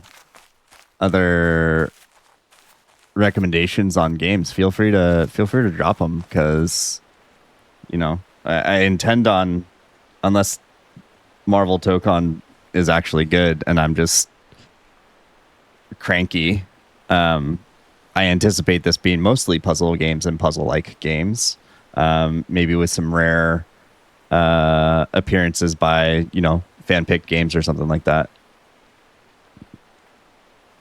Oh, Hidden Faces. Okay. I have been trying out the Guild Run demo, which is a PvE team fight tactics rogue, which has been kind of fun. Visual Easter eggs. Okay. Yeah. Okay. That's very validating. I appreciate that, because yeah, I already mentioned this, that like it was so weird that the boat map depicted it for some reason, and now I know what the reason is.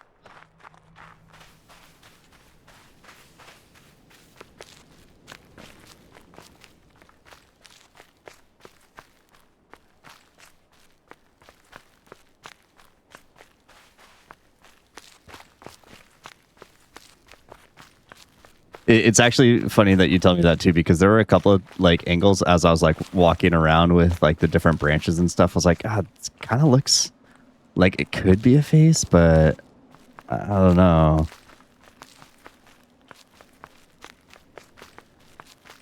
That kind of looks like a Suezo from Monster Rancher 2. Or Monster Rancher.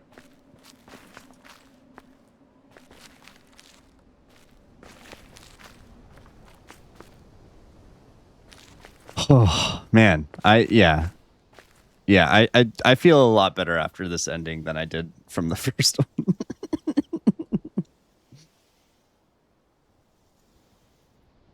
I don't know if y'all were here for the first ending, but I was pretty salty.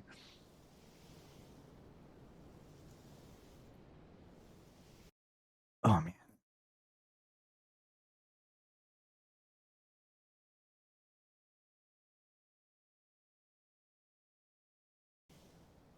Oh, I did not. I was too focused. I usually do markers on my stream so I can make edits and stuff.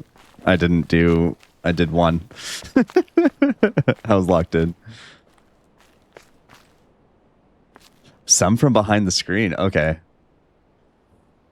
Yeah, is the one that needs 1 hour to solve, the like you have to essentially trigger the eclipse and then just let it sit there while it travels across the screen?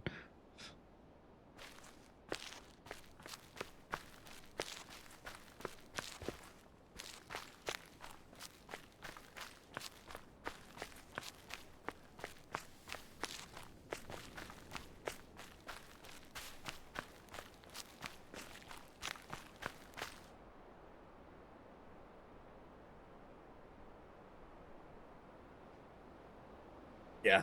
Okay.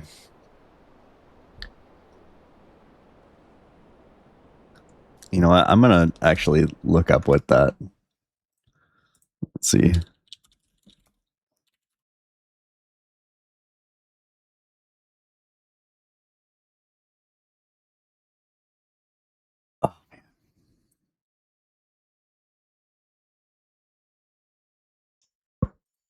Oh.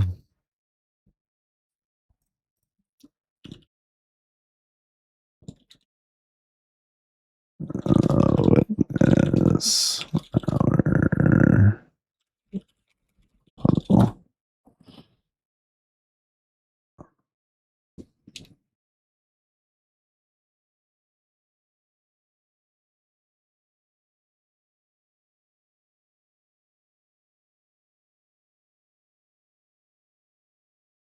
Okay, let's mute that.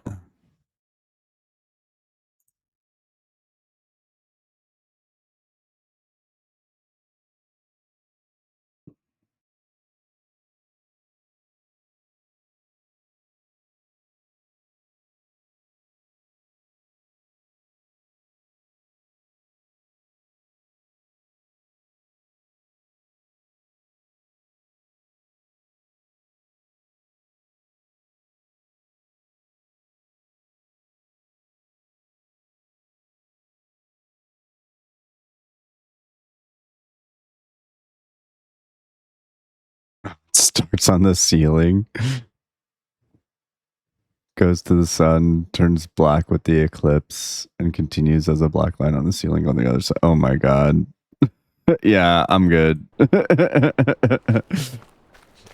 Thank you, BitQ, for saving me from environmental puzzles.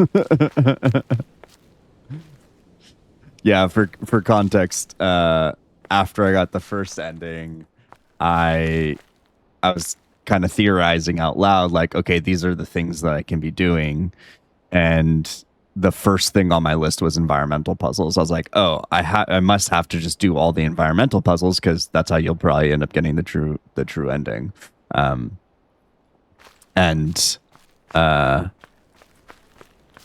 Luckily, I was saved from that.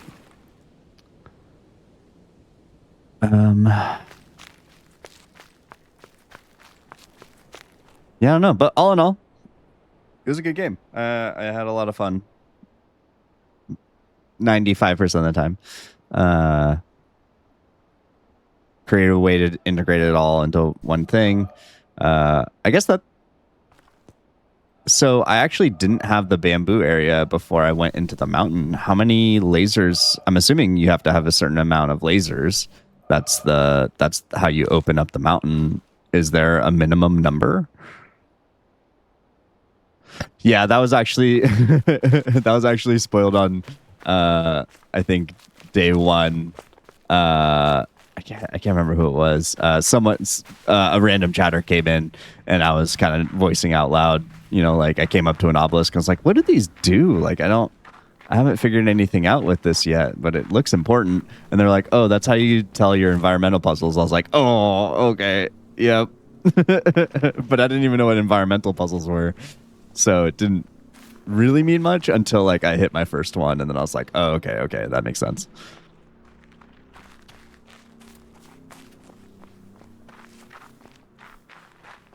But fortunately stayed pretty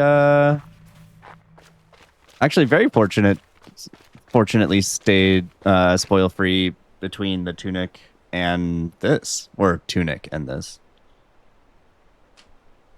Well, we can officially cross off 2 games. They turn white when they're completed. Ooh, okay. That's aesthetically kind of cool that you get some sort of indication that's like on theme. Yeah, I had a lot of fun. In that area. And the 2-line area was pretty fun too, except the rock puzzles were at the time very inconsistent for my brain. Yeah.